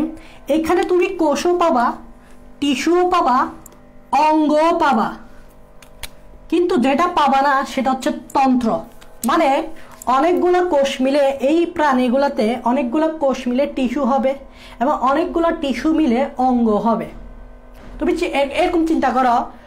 আচ্ছা, এটা আরেকটু পরে বলবো। অনেকগুলো কোষ মিলে টিস্যু হবে এবং অনেকগুলো টিস্যু মিলে অঙ্গ হবে। এরাই হচ্ছে টিস্যু অঙ্গ মাত্রা প্রাণী, কিন্তু তাদের তন্ত্র ব্যবস্থাটা থাকবে না, তাদের তন্ত্র মানে সিস্টেমটা থাকবে না, তন্ত্র। তারা হচ্ছে টিস্যু অঙ্গ মাত্রার প্রাণী। আরেকটা লাস্ট ওয়ান, সেটা হচ্ছে অঙ্গ তন্ত্র মাত্রার প্রাণী। লাস্ট ওয়ান, অঙ্গ তন্ত্র মাত্রার প্রাণী। কিছু প্রাণী আছে যাদের কোষও আছে, টিস্যুও আছে, অঙ্গও আছে, তন্ত্রও আছে। তার মানে এরা হচ্ছে উন্নত প্রাণী। অ্যাকচুয়ালি দেখো, তুমি চিন্তা করো, পৃথিবীর যখন ধরো পৃথিবীতে যে সকল জীবগুলো আগে ছিল তারা অ্যাকচুয়ালি কোষীয় সংগঠন মাত্রার প্রাণী ছিল, তাদের শুধু কোষ ছিল। আস্তে আস্তে দেখো ডেভেলপ হয়ে এটা কোষীয় টিস্যু মাত্রার প্রাণী হয়েছে, তারপর দেখো সেটা টিস্যু অঙ্গ মাত্রার প্রাণী হয়েছে, তারপর দেখো একটা উন্নত প্রাণী যেটা হচ্ছে অঙ্গতন্ত্র মাত্রার প্রাণী। এখানে তুমি কোষ থেকে টিস্যু পাবা, অনেকগুলো টিস্যু মিলে অঙ্গ পাবা, অনেকগুলো অঙ্গ মিলে তন্ত্র পাবা, মানে এখানে তুমি তন্ত্র সিস্টেমটা পাবা, যেটা হচ্ছে উন্নত প্রাণী। যেমন আমরা মানুষ, আমরা আমাদের এক্সাম্পল কোনটা, আমরা হচ্ছে এটা যে অঙ্গতন্ত্র মাত্রার প্রাণী। চিন্তা করো যে একটা কোষ চিন্তা করো, সেটা হচ্ছে নিউরন। তোমরা নিউরন চিনো, নিউরন হচ্ছে স্নায়ু কোষ, এবং তোমরা জানো স্নায়ু কোষ কি একটা থাকে, স্নায়ু কোষ অনেকগুলা থাকে, এবং প্রত্যেকটা স্নায়ু কোষের কাজ কিন্তু এক, এবং তারা এক জায়গা থেকেই তৈরি হয়। খেয়াল করো, নিউরন হচ্ছে স্নায়ু কোষ, স্নায়ু কোষ কি একটা থাকে না, অনেকগুলো থাকে, তারা প্রত্যেকটা এক জায়গা থেকেই তৈরি হয় এবং তাদের সবার কাজই কিন্তু এক। তার মানে অনেকগুলা নিউরন মিলে যেটা তৈরি করে সেটা হচ্ছে স্নায়ু টিস্যু। তার মানে তুমি দেখো যে আমাদের কথাই বলছি যে আমাদের কোষ থাকে, যেমন দেখো নিউরন, আবার এটা কোষ থেকে টিস্যু হচ্ছে স্নায়ু টিস্যু। এবং খেয়াল করো স্নায়ু টিস্যু বলে যেটা হচ্ছে সেটা হচ্ছে স্নায়ু অঙ্গ, সেটা হচ্ছে স্নায়ু অঙ্গ। খেয়াল করো, চিন্তা করো যে স্নায়ু অঙ্গ চিনো তো, অনেকগুলো স্নায়ু টিস্যু যখন একটা অঙ্গ গঠন করবে, যেমন মস্তিষ্ক, আমাদের মস্তিষ্ককে বলা হয় স্নায়ু অঙ্গ। এছাড়া স্পাইনাল কর্ড, সুষুম্না কাণ্ড, এটাও কিন্তু স্নায়ু অঙ্গ। তার মানে অনেকগুলো স্নায়ু টিস্যু মানে তৈরি করতেছে ব্রেইন মানে স্নায়ু অঙ্গ, এবং স্পাইনাল কর্ড মানে হচ্ছে সুষুম্না কাণ্ড। আবার চিন্তা করো আমাদের কিন্তু তন্ত্র আছে, অনেকগুলো স্নায়ু অঙ্গ মিলে যেটা তৈরি করতেছে সেটা হচ্ছে স্নায়ু তন্ত্র। কেমনে? যেমন চিন্তা করো একটা স্নায়ু অঙ্গের নাম বলি, সেটা হচ্ছে ব্রেইন, আরেকটা স্নায়ু অঙ্গের নাম বলো, সেটা হচ্ছে স্পাইনাল কর্ড। আর কি বললাম, অনেকগুলো অঙ্গ মিলে সেটা হয় তন্ত্র। দেখো এই দুইটা মিলে তৈরি হবে স্নায়ু তন্ত্র। তাহলে দেখো দুইটা অঙ্গ লিখছি, দেখো দুইটা স্নায়ু অঙ্গ লিখছি, দেখো একটা হচ্ছে ব্রেইন আর একটা হচ্ছে স্পাইনাল কর্ড। এই দুইটা মিলে একটা নির্দিষ্ট কাজ করবে, আবার তৈরি করবে একটা তন্ত্র, স্নায়ু তন্ত্র। তার মানে আমরা যে উন্নত প্রাণীরা তাদের কিন্তু এই পুরো ঘটনাটাই আছে। মানে আমরা হচ্ছে অঙ্গ তন্ত্র মাত্রার প্রাণী, মানে আমাদের কোষ থেকে টিস্যু হয়, টিস্যু থেকে অঙ্গ হয়, অঙ্গ থেকে তন্ত্র হয়। এটাই হচ্ছে সংগঠন মাত্রার ভিত্তিতে প্রাণীর শ্রেণীবিন্যাস, সেটা হচ্ছে চার ধরনের। ঠিক আছে, ওকে, তোমরা এটা বুঝছো? ওকে, এটা যদি বুঝে থাকো তাহলে আমরা এখন আরেকটাতে যাই, সেটা হচ্ছে ভ্রূণ স্তর।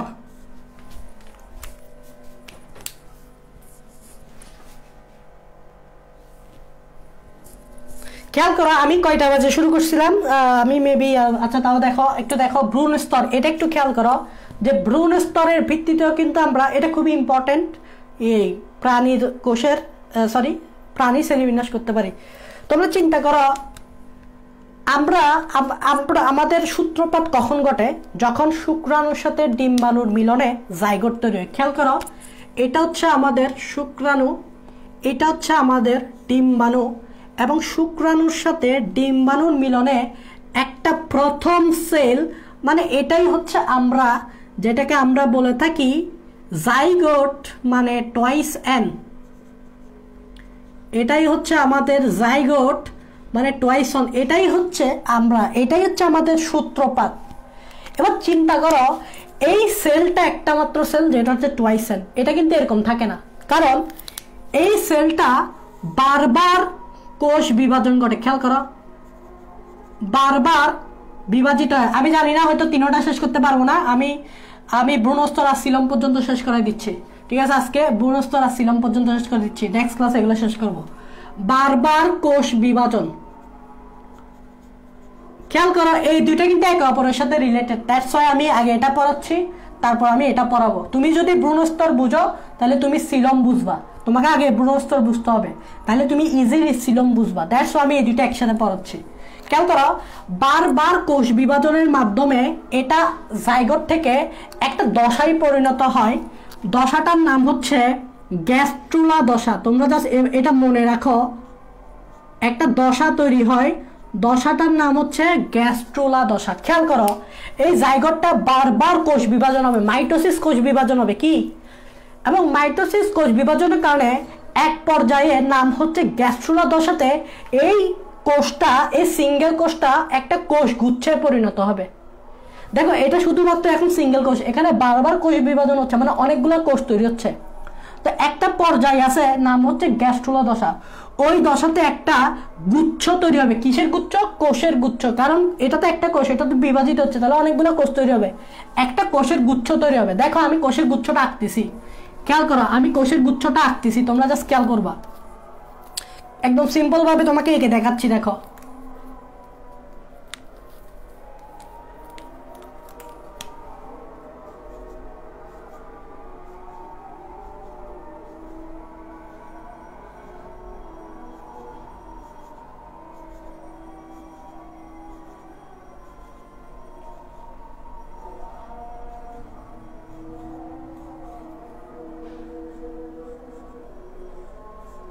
এটা একটা কোষের গুচ্ছ, খেয়াল করো এটা একটা কোষের গুচ্ছ, এগুলো প্রতিটা সেল, দেখো এগুলো এক একটা সেল, এগুলা এক একটা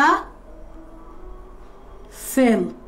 তাহলে কোষের একটা গুচ্ছ শুধু এরকম না, আরো গুচ্ছ তৈরি হয়, দেখাচ্ছি। এটা একটা জাস্ট গুচ্ছ, আরো গুচ্ছ তৈরি হয়, খেয়াল করো।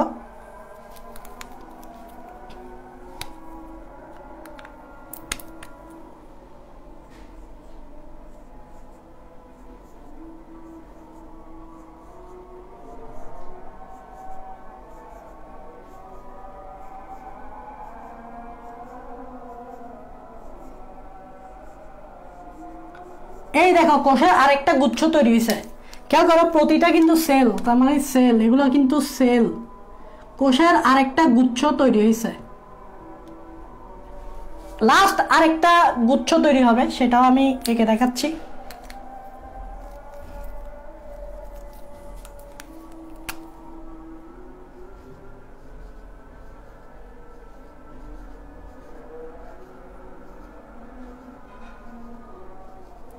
এই ভিতরে আরেকটা গুচ্ছ, এটাও কিন্তু কোষের গুচ্ছ, তার মানে এখানে সবগুলো কোষ। তার মানে খেয়াল করো আমি কি বলছি, একটা জাইগোট বারবার কোষ বিভাজিত হয়ে একটা দশা আসবে, দশাটার নাম হচ্ছে গ্যাস্ট্রুলা দশা, এবং গ্যাস্ট্রুলা দশায় এই সিঙ্গেল কোষটা একটা কোষ গুচ্ছে পরিণত হবে। তুমি দেখো এখানে কয়টা লেয়ার, তুমি আমাকে বলতে পারবা? বাইরের দিকে একটা লেয়ার, মাঝখানের দিকে একটা লেয়ার, এবং ভিতরের দিকে একটা লেয়ার। তো দেখো এটা একটা স্তরে পরিণত হয়েছে, তার মানে গ্যাস্ট্রুলা দশায় এটা একটা স্তরে পরিণত হয়েছে, আর এই স্তরটাকে বলা হয় ভ্রূণ স্তর। তার মানে তুমি ভ্রূণ স্তর বুঝে গেলা, সেটা হচ্ছে জাইগোট বারবার কোষ বিভাজনের মাধ্যমে একটা কোষের একটা দশায়, নাম হচ্ছে গ্যাস্ট্রুলা দশায়, এটা একটা কোষের স্তরে পরিণত হয়, একটা স্তরে পরিণত হয়, যে স্তরটার নাম হচ্ছে ভ্রূণ স্তর। এবং খেয়াল করে দেখবা এখানে তুমি তিনটা লেয়ার দেখতেছ, এদিক দিয়ে একটা লেয়ার, এদিক দিয়ে একটা লেয়ার, একটি লেয়ার। এবার যদি তোমাকে ভ্রূণ স্তর কাকে বলে বলে, মানে তোমাকে যদি ভ্রূণ স্তর কাকে বলে বলে, খেয়াল করো ভ্রূণ স্তর যদি কাকে বলে বলে, তাহলে তুমি এটা নিজের থেকে লিখতে পারবো। যেমন দেখো যে জাইগোট, দেখো ভ্রূণ স্তরের ডেফিনিশন কিভাবে লিখবা, দেখো জাইগোট বারবার বিভাজিত হয়ে, জাইগোট বারবার বিভাজিত হয়ে গ্যাস্ট্রুলা দশায় একটা স্তরে পরিণত হয়, একটা স্তরে পরিণত হয়, ওই স্তরকে ভ্রূণ স্তর বলে। তার মানে তুমি ভ্রূণ স্তর কাকে বলে যদি পরীক্ষায় আসে, তুমি এটা লিখতে পারবা, মুখস্থের কিছু নাই। দেখো জাইগোট বারবার কোষ বিভাজনের মাধ্যমে গ্যাস্ট্রুলা দশায় একটা স্তরে পরিণত হয়, ওই স্তরকে বলা হয় ভ্রূণ স্তর। এবার তুমি চিন্তা করো, এখানে আমি তিনটা লেয়ার দেখাইছি, তার মধ্যে এটা যেটা দেখতেছো বাইরের লেয়ার, এটাকে বলা হয় অ্যাক্টোডার্ম, এটাকে বলা হয় অ্যাক্টোডার্ম, সবচেয়ে বাইরের লেয়ার। মাঝখানে যে সবুজ লেয়ারটা দেখতেছ, এটাকে বলা হয় মেসোডার্ম, তার মানে ভ্রূণ স্তরে সবচেয়ে কালো দিয়ে যেটা দেখাইছি বাইরের লেয়ার সেটা হচ্ছে অ্যাক্টোডার্ম, মাঝখানের যে সবুজ লেয়ারটা দেখতেছো এটা হচ্ছে মেসোডার্ম, আর এখানে যে লাল কালারটা দেখতেছ, ঠিক আছে, এটাকে বলা হয় এন্ডোডার্ম, এটাকে বলা হয় এন্ডোডার্ম। তার মানে আমরা ভ্রূণ স্তরে 3টা লেয়ার দেখছি, সবার বাইরের যে লেয়ার কালো কালারের এটা হচ্ছে অ্যাক্টোডার্ম, মাঝখানে যে সবুজ কালারের লেয়ারটা দেখতেছি এটা হচ্ছে মেসোডার্ম, আর ভিতরের যে লাল কালারটা লেয়ারটা দেখতেছি এটা হচ্ছে এন্ডোডার্ম। তার মানে ভ্রূণ স্তরে কয়টা লেয়ার থাকতে পারে? 3টা লেয়ার, অ্যাক্টোডার্ম, মেসোডার্ম এবং এন্ডোডার্ম। এই ভ্রূণ স্তর তো আমরা চিনে গেছি। এই ভ্রূণ স্তরের উপর ভিত্তি করে প্রাণীকে 2 ভাগে ভাগ করা যায়। এই ভ্রূণ স্তরের লেয়ারের উপর ভিত্তি করে, লেয়ার 3টা লেয়ার, ঠিক আছে, ভ্রূণ স্তরের লেয়ারের উপর ভিত্তি করে আমরা প্রাণীকে 2 ভাগে ভাগ করতে পারি। একটা হচ্ছে নাম্বার 1 দ্বিস্তরী প্রাণী, একটা হচ্ছে দ্বিস্তরী বা ইংরেজিতে বলি ডিপ্লোব্লাস্টিক, ইংরেজিটাও মনে রাখবা, ডিপ্লোব্লাস্টিক প্রাণী। একটা হচ্ছে দ্বিস্তরী প্রাণী আর একটা হচ্ছে ত্রিস্তরী মানে ট্রিপ্লোব্লাস্টিক প্রাণী, ত্রিস্তরী বা ট্রিপ্লোব্লাস্টিক প্রাণী।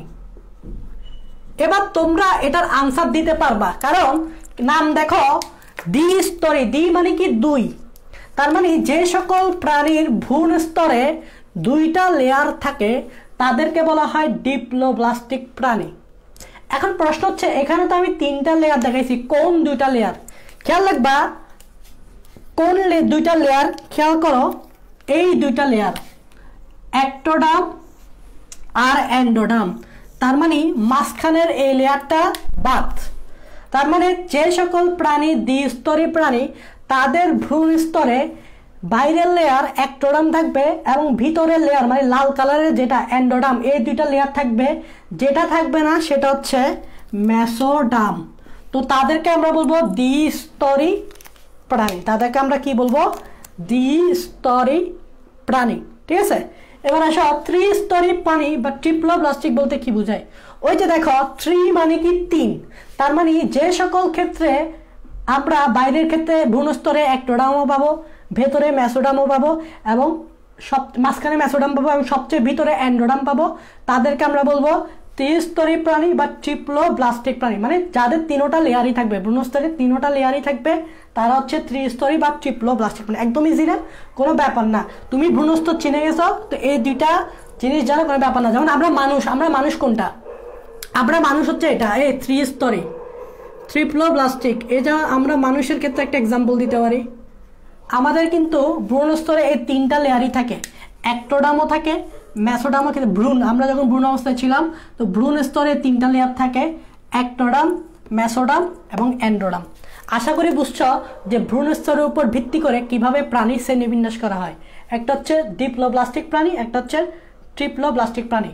এবার মনে রাখো, তুমি যদি ভ্রূণ স্তরটা বুঝে থাকো, তোমার সিলম বোঝা কোনো ব্যাপারই না, তোমার সিলম বোঝা কোনো ব্যাপারই না। খেয়াল করো, আমরা এখন সিলমটা বুঝাবো, এটা দিয়ে আমি সিলম বুঝাতে পারবো তোমাকে। খেয়াল করো, তাহলে এখানে আবার আমি এটা, আচ্ছা এতটুকু তো বুঝছো, ভ্রূণ স্তর বুঝলে হচ্ছে। এবার আসো সিলম, এই জিনিসটা সিলম কি, খুবই ইম্পর্টেন্ট, এখান থেকে প্রশ্ন আসে, সিলম থেকে প্রশ্ন আসে। তার আগে চিন্তা করো, আচ্ছা আমি কি একটা কাজ করতে পারি? আমরা যে এই যে ভ্রূণ স্তরটা দেখতেছি, খেয়াল করো এখানে আমি একটা কাজ করব, একটা ভ্রূণ স্তরে আমি একটা কাজ করব, সেটা হচ্ছে ঠিক সবুজ কালারের যে লেয়ারটা দেখতেছ এটা আমি মুছে দিব। খেয়াল করো, আমি একটু আমার ইচ্ছা করতেছে, আমি পরে বুঝাচ্ছি। এই যে সবুজ, এটা লাস্ট টপিক আজকে, সিলম এটা একটা লাস্ট টপিক। এই যে সবুজ কালারের যে লেয়ারটা দেখতেছে এটা আমি এখন মুছে দিব। খেয়াল করো কেন মুছতেছি এটা তো আমি বলবোই। এই দেখো আমি সবুজ কালারের লেয়ারটা মুছে দিচ্ছি।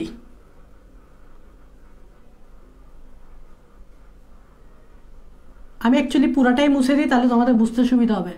খেয়াল করো, আমি জাস্ট যেটা মুছছি সেটা হচ্ছে সবুজ কালারের লেয়ারটা মুছে দিছি।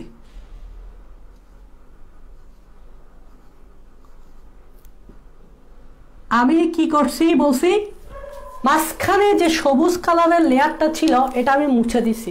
তার মানে অ্যাকচুয়ালি আমি এই মেসোডার্মটা মুছে দিছি, মুছে দিছি। এখন তুমি বলো, যদি আমি মাঝখানে লেয়ারটা মুছে দিই, তার মানে এখানে একটা ফাঁকা গহ্বর তৈরি হয়েছে কিনা? কমেন্টে বলো।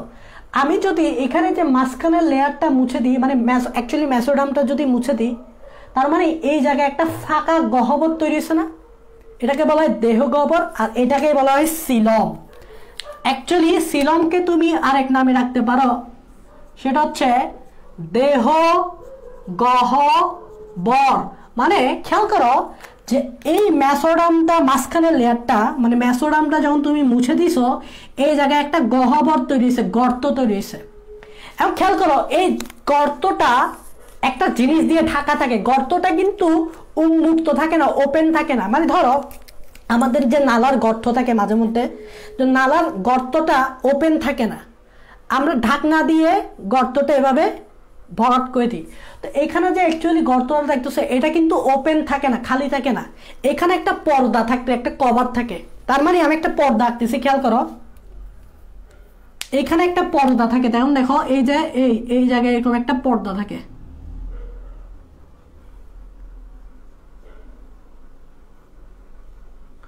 দেখো অ্যাকচুয়ালি এই জায়গায় আমি যেটা আঁকতেছি সেটা হচ্ছে পর্দা। তার মানে এই দেহ গহ্বরটা ফাঁকা থাকে না, দেহ গহ্বরটা একটা পর্দা দ্বারা ঢাকা থাকে। দেখেন লিখতে পারো যে দেহ গহ্বর মানে এটা একটা পর্দা, পর্দাটার নামটা মনে রাখতে হবে পেরিটোনিয়াম পর্দা। পেরিটোনিয়াম পর্দা দ্বারা ঢাকা থাকে, পেরিটোনিয়াম পর্দা দ্বারা ঢাকা থাকে। খেয়াল করো খুব ইম্পর্টেন্ট লাইনটা। তার মানে এখানে যে তুমি ফাঁকা দেহ গহ্বরটা দেখতেছ, এই যে আমি এখানে সবুজ কালারে যেটা দিছি, এটা অ্যাকচুয়ালি পেরিটোনিয়াম পর্দা। এটা হচ্ছে অ্যাকচুয়ালি পেরিটোনিয়াম পর্দা। তার মানে এই যে গহ্বরটা আমরা দেখতেছি, এটা উন্মুক্ত থাকে না, ওপেন থাকে না, এটা একটা ঢাকনা দ্বারা, মানে একটা পর্দা দ্বারা ঢাকা থাকে। ওই পর্দাটা হচ্ছে পেরিটোনিয়াম, নাম কি? পেরিটোনিয়াম পর্দা। এই যে পুরাটা, এটাকেই বলা হয় সিলোম। তার মানে অ্যাকচুয়ালি সিলোম কি? এই যে আমরা এই জিনিসটা দেখতেছি, অ্যাকচুয়ালি সিলোম মানে হচ্ছে দেহ গহ্বর, কিন্তু অ্যাকচুয়ালি দেহ গহ্বরটা উন্মুক্ত থাকে না, ওপেন থাকে না, এটা একটা পর্দা দ্বারা ঢাকা থাকে। এই পুরা জিনিসটাকে বলে অ্যাকচুয়ালি সিলোম। তার মানে আমি বলতে পারি এই ফাঁকা জায়গাটা যেটা পর্দা দ্বারা ঢাকা থাকে, এটাই হচ্ছে সিলোম। আর এটা কখন হবে? যখন তোমার মাঝখানের, মানে মেসোডাম, এখানে মাঝখানে কিন্তু একটা লেয়ার ছিল, সেটা হচ্ছে মেসোডাম। যখন মেসোডাম লেয়ারটা চলে যাবে, যখন মেসোডাম লেয়ারটা বাদ যাবে, যখন মেসোডাম লেয়ারটা বাদ যাবে, তখন এখানে একটা গহ্বর তৈরি হবে। আর এই গহ্বরটা উন্মুক্ত থাকে না, একটা পর্দা দ্বারা ঢাকা থাকে, এটাকেই বলা হয় পেরিটোনিয়াম পর্দা। এবার পরীক্ষায় যেটা আসে সেটা হচ্ছে সিলোম কাকে বলে। তার মানে তোমাকে লিখতে হবে সিলোম কি। তুমি কিন্তু নিজের থেকে লিখতে পারবা। দেখো আমি বলে দিছি অ্যাকচুয়ালি সিলোম কি। এই যে মাঝখানে একটা ফাঁকা তৈরি হয় মেসোডামটা বাদ যাওয়ার কারণে, এবং ওই ফাঁকা গহ্বরটা একটা পর্দা দ্বারা ঢাকা থাকে, এই পুরাটাকে বলা হয় সিলোম। তবু আমি লিখে দিচ্ছি, তার মানে তোমরা বুঝা গেছো তো অ্যাকচুয়ালি সিলোমটা কি। তার মানে আমি এখানে লিখে দিচ্ছি সিলোমের ডেফিনিশন। দেখো সিলোম পরীক্ষায় যদি আসে এভাবে লিখবা, ভ্রূণীয় মেসোডাম থেকে লিখো এভাবে, ভ্রূণীয় মেসোডাম থেকে। খেয়াল করো এখানে একটা মেসোডাম লেয়ার ছিল, মাঝখানে একটা লেয়ার ছিল, এটা কিন্তু আমি বাদ দিছি। তো ভ্রূণীয় মেসোডাম থেকে উদ্ভূত মানে তৈরি, মেসোডামটা বাদ যাওয়ার কারণে, বা মেসোডাম থেকেই তো আসছে, ভ্রূণীয় মেসোডাম থেকে উদ্ভূত একটি দেহ গহ্বর। খেয়াল করো এদিক দিয়ে একটা ফাঁকা, এখানে একটা গহ্বর তৈরি হয়েছে, একটি দেহ গহ্বর যা পেরিটোনিয়াম পর্দা দ্বারা ঢাকা থাকে। আমি কি বলছি? গহ্বরটা উন্মুক্ত থাকে না, একটা পর্দা দ্বারা ঢাকা থাকে, যা পেরিটোনিয়াম পর্দা দ্বারা ঢাকা থাকে, যা পেরিটোনিয়াম পর্দা দ্বারা ঢাকা থাকে, তাই হচ্ছে সিলোম। এখন তুমি অ্যাকচুয়ালি সিলোমটা চিনে গেলা। ভ্রূণস্তরের সাথে রিলেট বিধে আমি এটা আগে ভ্রূণস্তর পড়াইছি, তারপর তোমাকে সিলোমটা পড়াচ্ছি। তার মানে অ্যাকচুয়ালি তুমি সিলোমটা চিনে গেছো। এখন এই সিলোমের উপর ভিত্তি করে প্রাণীর শ্রেণীবিন্যাস করা যায়। তার মানে এটা তুমি লিখে ফেলো, এটা যদি পরীক্ষায় আসবে সিলোম কি কতে আসবে, তখন তুমি এই ডেফিনেশনটা লিখে দিলে হয়ে যাবে। ভ্রূণীয় মেসোডাম থেকে উদ্ভূত একটি দেহ গহ্বর যা পেরিটোনিয়াম পর্দা দ্বারা ঢাকা থাকে, তাই হচ্ছে সিলম। এবার সিলমের ডেফিনেশন তোমার জানা শেষ। এবার তুমি সিলমের ভিত্তিতে শ্রেণীবিন্যাস করো। তার মানে সিলমের ভিত্তিতে আমরা প্রাণীকে 3 ভাগে ভাগ করতে পারি। একটা হচ্ছে নাম্বার 1 ইউসিলোমেট, একটা হচ্ছে নাম্বার 1 ইউসিলোমেট। আগে আমি এটা বলি যে ইউসিলোম, আচ্ছা আরো বলি ইউসিলোমেট। নাম্বার 2 সিওডোসিলোমেট, সিওডো বা এখানে অনেক সময় সুডো বলে, অনেক সময় কি বলে সুডো, তোমাদের বইয়ে যেভাবে লিখে আর কি। এটার উচ্চারণ 2 ধরনের হইতে পারে, একটা হচ্ছে এবারে সিওডো আর একটা হচ্ছে সুডো। তোমাদের বইয়ে যেভাবে লিখছে সেভাবে লিখতে পারো। তোমাদের বইয়ে মনে হয় এভাবে লিখছে সুডোসিলোমেট। and the last one is acoelomate. এগুলো মনে রাখা কোনো ব্যাপার না, অ্যাসিলোমেট। তার মানে সিলোমের উপর আমরা প্রাণীকে 3 ভাগে ভাগ করতে পারি। একটা হচ্ছে ইউসিলোমেট, আর একটা হচ্ছে সুডোসিলোমেট, আর একটা অ্যাসিলোমেট। এবার দেখো এটা বোঝা কোনো ব্যাপারই না। কথা হচ্ছে কারা ইউসিলোমেট, কোন সকল প্রাণী ইউসিলোমেট? তুমি আমাকে বলো। ইউ মানে হচ্ছে, এই ইউ কথাটা ধরে বোঝাচ্ছে প্রকৃত।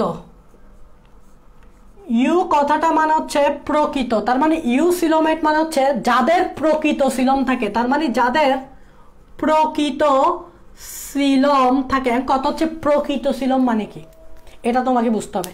কেন করো, এখানে যে তুমি পিকচারটা দেখতেছ, এখানে একটা সিলম তুমি দেখতেছ, তো এটা কি প্রকৃত সিলম নাকি সিলম প্রকৃত সিলম না? মানে এটা কি ইউসিলোমেট, মানে কি এটা কি প্রকৃত সিলম নাকি প্রকৃত সিলম না? এটা তুমি কিভাবে বুঝবা? এটা তো বুঝতে হবে। খেয়াল করো, এটা তুমি কিভাবে বুঝবে এটা প্রকৃত সিলম? সেটা হচ্ছে মনে রাখবা, প্রকৃত সিলম হইতে হইলে, খেয়াল করো, প্রকৃত সিলম হইতে হইলে তোমার যে জিনিসটা থাকতে হবে সেটা হচ্ছে দেহ গহ্বর, দেহ গহ্বর প্লাস পেরিটোনিয়াম পর্দা, প্লাস পেরিটোনিয়াম পর্দা। তাহলে তুমি এই লাইনটা জাস্ট লিখে রাখো। সেটা হচ্ছে প্রকৃত সিলম মানে কি? প্রকৃত সিলম মানে হচ্ছে দেহ গহ্বর থাকতে হবে এবং ওই দেহ গহ্বরটা পেরিটোনিয়াম পর্দা দ্বারা আবৃত রাখতে হবে। তার মানে তুমি দেখো এখানে কিন্তু দেহ গহ্বর এই ফাঁকা জায়গাটা আছে এবং ফাঁকা জায়গাটা পেরিটোনিয়াম পর্দা দ্বারা আবৃত আছে। তার মানে এটা হচ্ছে প্রকৃত সিলম। আর যে সকল প্রাণীতে এই প্রকৃত সিলমটা থাকে তাদেরকে বলা হয় ইউসিলোমেট। তার মানে ইউসিলোমেট কারা? যাদের প্রকৃত সিলম থাকবে, মানে দেহ গহ্বর প্লাস পেরিটোনিয়াম পর্দা। এবার আসো সুডোসিলোমেট অর্থ কি? আগে সুডো বা সিওডো মানে বুঝো। সিওডো কথাটার অর্থ হচ্ছে ফেক, নকল, নকল, নকল, ফেক। তাহলে সিওডো কথাটার অর্থ কি সবসময় মনে রাখবা, সিওডো কথাটা যেখানে পাবা সেটার অর্থ হচ্ছে নকল, ফেক। তার মানে সুডোসিলোমেট মানে হচ্ছে নকল সিলম। তার মানে লিখো নকল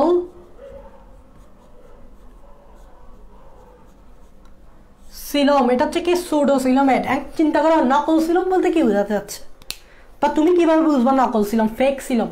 দেখতে মনে হচ্ছে সিলমের মতো, বলে না নকল সোনা খাঁটি সোনা, দেখতে সিলমের মতো বাট নকল। কিরকম তুমি কিভাবে বুঝবা? দেখো নকল সিলম তুমি বুঝবে এভাবে, যদি এইখানে দেহ গহ্বর থাকে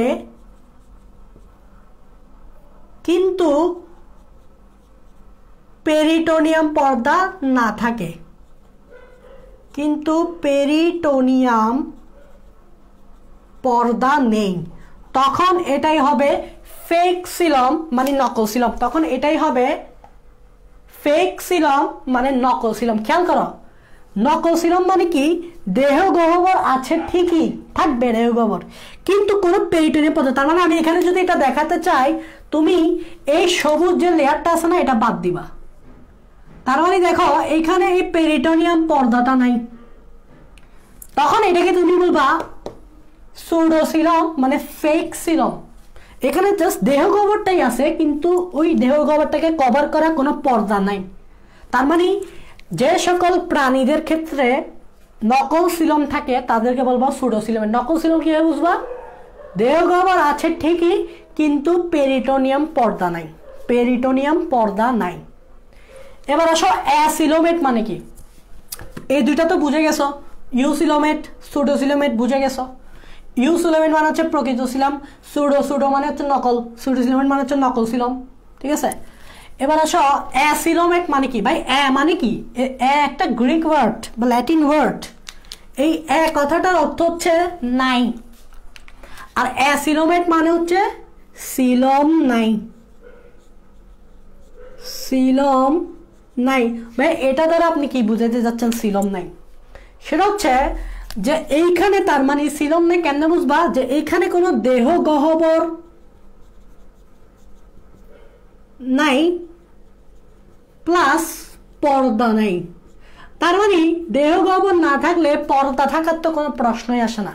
সুডোসিলোমেটের দেহ গহ্বর ছিল কিন্তু পর্দা ছিল না, আর এই ক্ষেত্রে ডাইরেক্ট সিলম নাই, মানে কোনো দেহ গহ্বর নাই, কোনো পর্দাও নেই, এটাই হচ্ছে সিলম নাই। সিলম নাই মানে কি? দেহ গহ্বরও নেই, পর্দাও নাই। এটাকে আমি এখানে কিভাবে দেখাইতে পারবো? খেয়াল করো, এখানে কিন্তু স্টিল দেহ গহ্বর দেখা যাচ্ছে, ঠিক আছে, পর্দা নাই ঠিক আছে, কিন্তু স্টিল দেহ গহ্বর দেখা যাচ্ছে। তার মানে এটাকে তো আমি সুডোসিলোমেট বলবো। কিন্তু খেয়াল করো, যারা অ্যাসিলোমেট তাদের তো সিলম নাই, মানে দেহ গহ্বর নাই, পর্দা নেই। এখন বলো, দেহ গহ্বর যদি না থাকে ওই জায়গায় তো কিছু থাকতে হবে। তুমি আমাকে বলো, এটা যদি ফাঁকা থাকে তাহলে তো এটা গহ্বর, এটা যদি ফাঁকা থাকে তাহলে তো এটা গহ্বর। তার মানে সিলম নাই বলতে দেহ গহ্বর নাই, কিন্তু এখানে আমি দেখছি দেহ গহ্বর নাই। তার মানে এখানে যেহেতু দেহ গহ্বর নাই, এই দেহ গহ্বরের পরিবর্তে কিছু তো থাকতে হবে। দেখবা এইখানে এরকম, খেয়াল করো কিছু কোষ, এই দেহ গহ্বরটা কিছু কোষ দ্বারা ফিল আপ থাকে। যেমন দেখো এখানে এরকম কিছু দেহ গহ্বরটা কোষ দ্বারা ফিল আপ। দেখো এটা কিন্তু অ্যাকচুয়ালি গহ্বরটা নাই, গহ্বরটা ফিল আপ হয়ে যাচ্ছে। খেয়াল করো, গহ্বরটা এরকম কিছু কোষ দ্বারা ফিল আপ হয়ে যাচ্ছে। তার মানে অ্যাকচুয়ালি ঠিক আছে, দেহ গহ্বর নাই, পর্দাও নাই। আর দেহ গহ্বরের পরিবর্তে যেটা থাকে, দেহ গহ্বরের পরিবর্তে এখানে যেটা থাকে সেটা হচ্ছে প্যারেনকাইমা কোষ। তার মানে তুমি লিখতে পারো দেহ গহ্বরটা ফিল আপ থাকে প্যারেনকাইমা কোষ দিয়ে। তোমরা প্যারেনকাইমা চিনো না? সরল কোষ, সরল টিস্যু পড়ছিল, সরল টিস্যু, ও এখানে প্যারেনকাইমা কোষ ছিল। তার মানে যারা অ্যাসিলোমেট তাদের অ্যাকচুয়ালি সিলম নাই। সিলম নাই বলতে দেহ গহ্বর নাই প্লাস পর্দা নাই। তার মানে দেহ গহ্বর না থাকলে ওইটার পরিবর্তে তো কিছু থাকতে হবে। হ্যাঁ, ওইটার পরিবর্তে দেহ গহ্বরে প্যারেনকাইমা কোষ থাকে। এই দেখো দেহ গহ্বরে প্যারেনকাইমা কোষ আছে। তার মানে এটাই হচ্ছে অ্যাসিলোমেট, মানে কোনো সিলম নাই। তার মানে সিলমের উপর ভিত্তি করে আমরা প্রাণীকে 3 ভাগে ভাগ করতে পারি: ইউসিলোমেট, সুডোসিলোমেট, অ্যাসিলোমেট। ইউসিলোমেট মানে হচ্ছে প্রকৃত সিলম, যাদের দেহ গহ্বর আছে, মানে ভ্রূণীয় মেসোডাম থেকে উদ্ভূত দেহ গহ্বর আছে, পেরিটোনিয়াম পর্দাও আছে। সুডোসিলোমেট হচ্ছে নকল সিলম, যাদের দেহ গহ্বর আছে কিন্তু কোনো পর্দা নাই, আর অ্যাসিলোমেট মানে হচ্ছে ডাইরেক্ট সিলম নাই, মানে কোনো দেহ গহ্বর নেই, কোনো পর্দা নেই। আর দেহ গহ্বরের পরিবর্তে যেটা থাকে সেটা হচ্ছে প্যারেনকাইমা কোষ। এই যে প্যারেনকাইমা কোষ। এখন আমি যদি বলি মানুষ কোনটা, মানুষ হচ্ছে এটা। আমরা হচ্ছে ইউসিলোমেট, মানে আমাদের প্রকৃত সিলম আছে। তার মানে আমাদের তো এরকম না, আমাদের কিন্তু দেহ গহ্বরও আছে, এবং দেহ গহ্বরকে একটা পর্দা কি করে রাখে, ঢেকে রাখে। খেয়াল করো, দেহ গহ্বরকে একটা পর্দা ঢেকে রাখে, সেটা হচ্ছে পেরিটোনিয়াম পর্দা। মানে আমাদের দেহ গহ্বরও আছে, মেসোডাম থেকে উদ্ভূত দেহ গহ্বরও আছে, পেরিটোনিয়াম পর্দাও আছে। আর আমরা হচ্ছে ইউসিলোমেট। তার মানে সিলোমের উপর ভিত্তি করে আমরা প্রাণীকে 3 ভাগে ভাগ করছি। সিলম তাহলে ক্লিয়ার, ভ্রূণস্তর ক্লিয়ার, সিলম ক্লিয়ার। এই দুইটা মাস্ট আসে এই অধ্যায় থেকে যখন কোয়েশ্চেন করে, এই দুইটা থেকে কিন্তু কোয়েশ্চেন করে।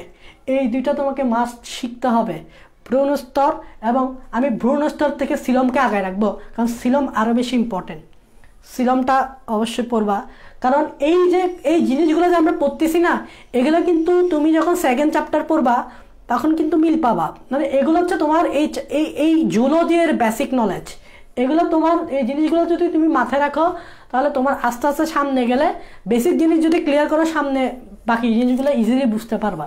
এই জিনিসগুলো তোমাকে বুঝতে হবে, ঠিক আছে। বইয়ে দেখবা যে সিলমের প্রকৃত সিলমকে আবার দুই ভাগে ভাগ করছে। মানে আমরা এই যে মানুষ যে প্রকৃত সিলম, আমরা যে এই ইউসিলোমেট, এটাকে দেখবা দুই ভাগে ভাগ করছে বইয়ে। একটা হচ্ছে তোমার সাইজোসিলাস, একটা হচ্ছে সাইজোসিলাস।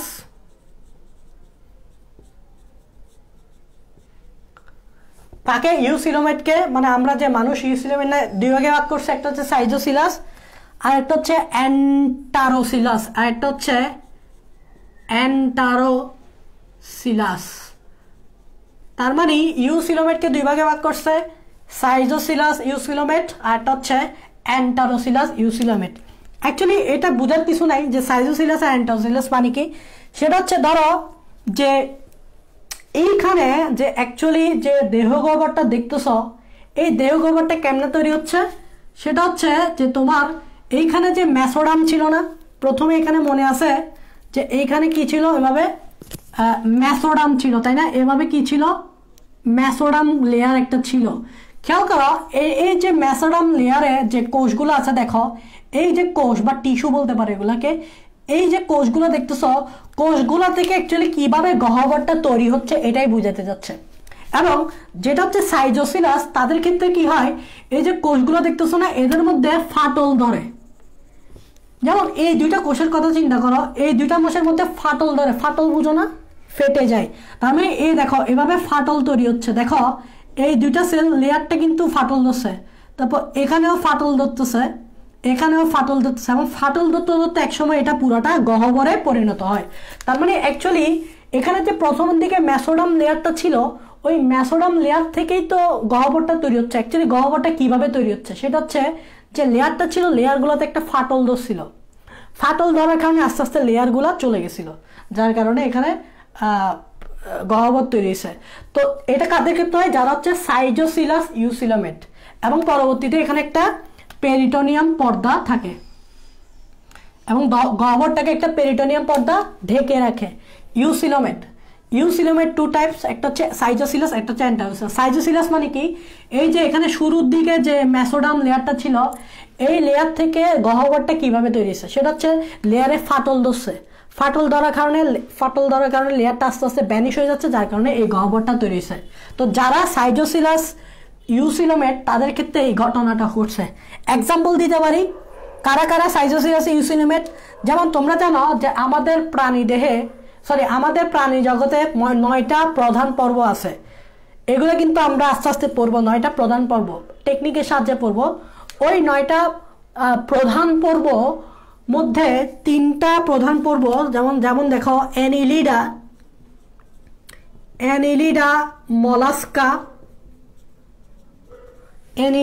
মলাস্কা, তারপর আর্থ্রোপোডা। এই 3টা প্রাণীতে যে পর্বে যে সকল প্রাণী থাকে তারা সবাই হচ্ছে সাইজোসিলাস ইউসিলোমেট। তারা সবাই কিন্তু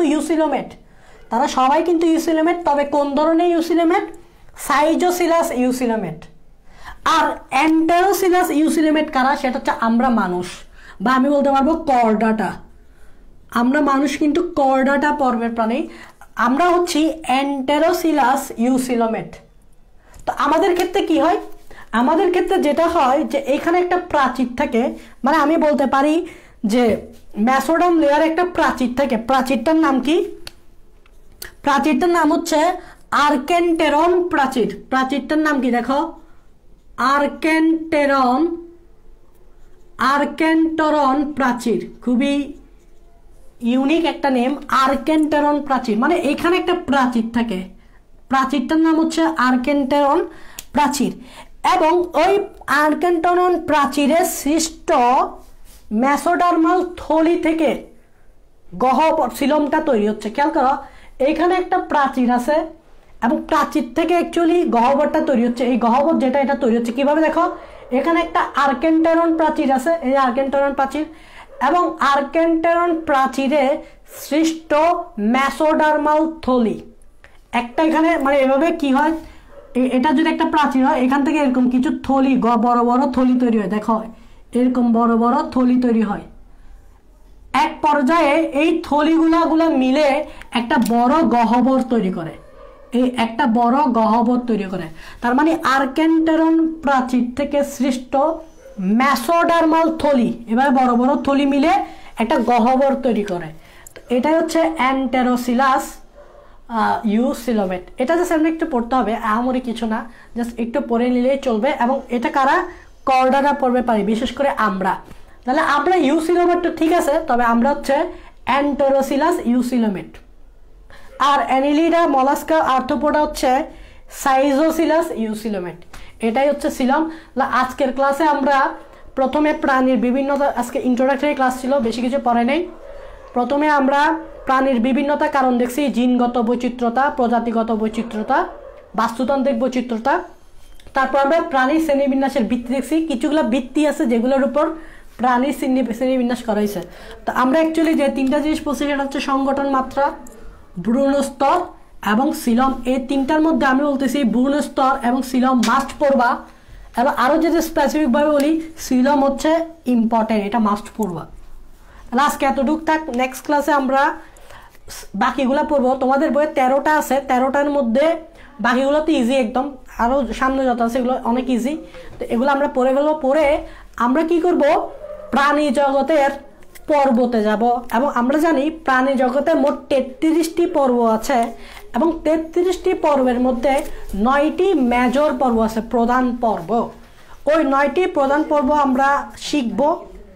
অ্যাকচুয়ালি 9টা তো শেখা অনেক টাফ, তো আমরা একটু টেকনিকের সাহায্যে শিখবো, ঠিক আছে। দেন আস্তে আস্তে আমাদের চ্যাপ্টারটা শেষ হবে। ওই 9টা পর্ব যদি আমরা শিখে ফেলি, 9টা পর্ব শিখা শেষ হলেই আমাদের চ্যাপ্টারটা শেষ, ঠিক আছে। সো আজকে এতটুকু থাক, সবাই ভালো থেকে সুস্থ থাকো। আর এগুলো নিয়ে একটু স্টাডি করো, বাসায় বসে বসে একটু স্টাডি করো, তাহলে এগুলো ক্লিয়ার হয়ে যাবে, ঠিক আছে। তাহলে সুস্থ থাকো, ভালো থাকো, আল্লাহ হাফেজ।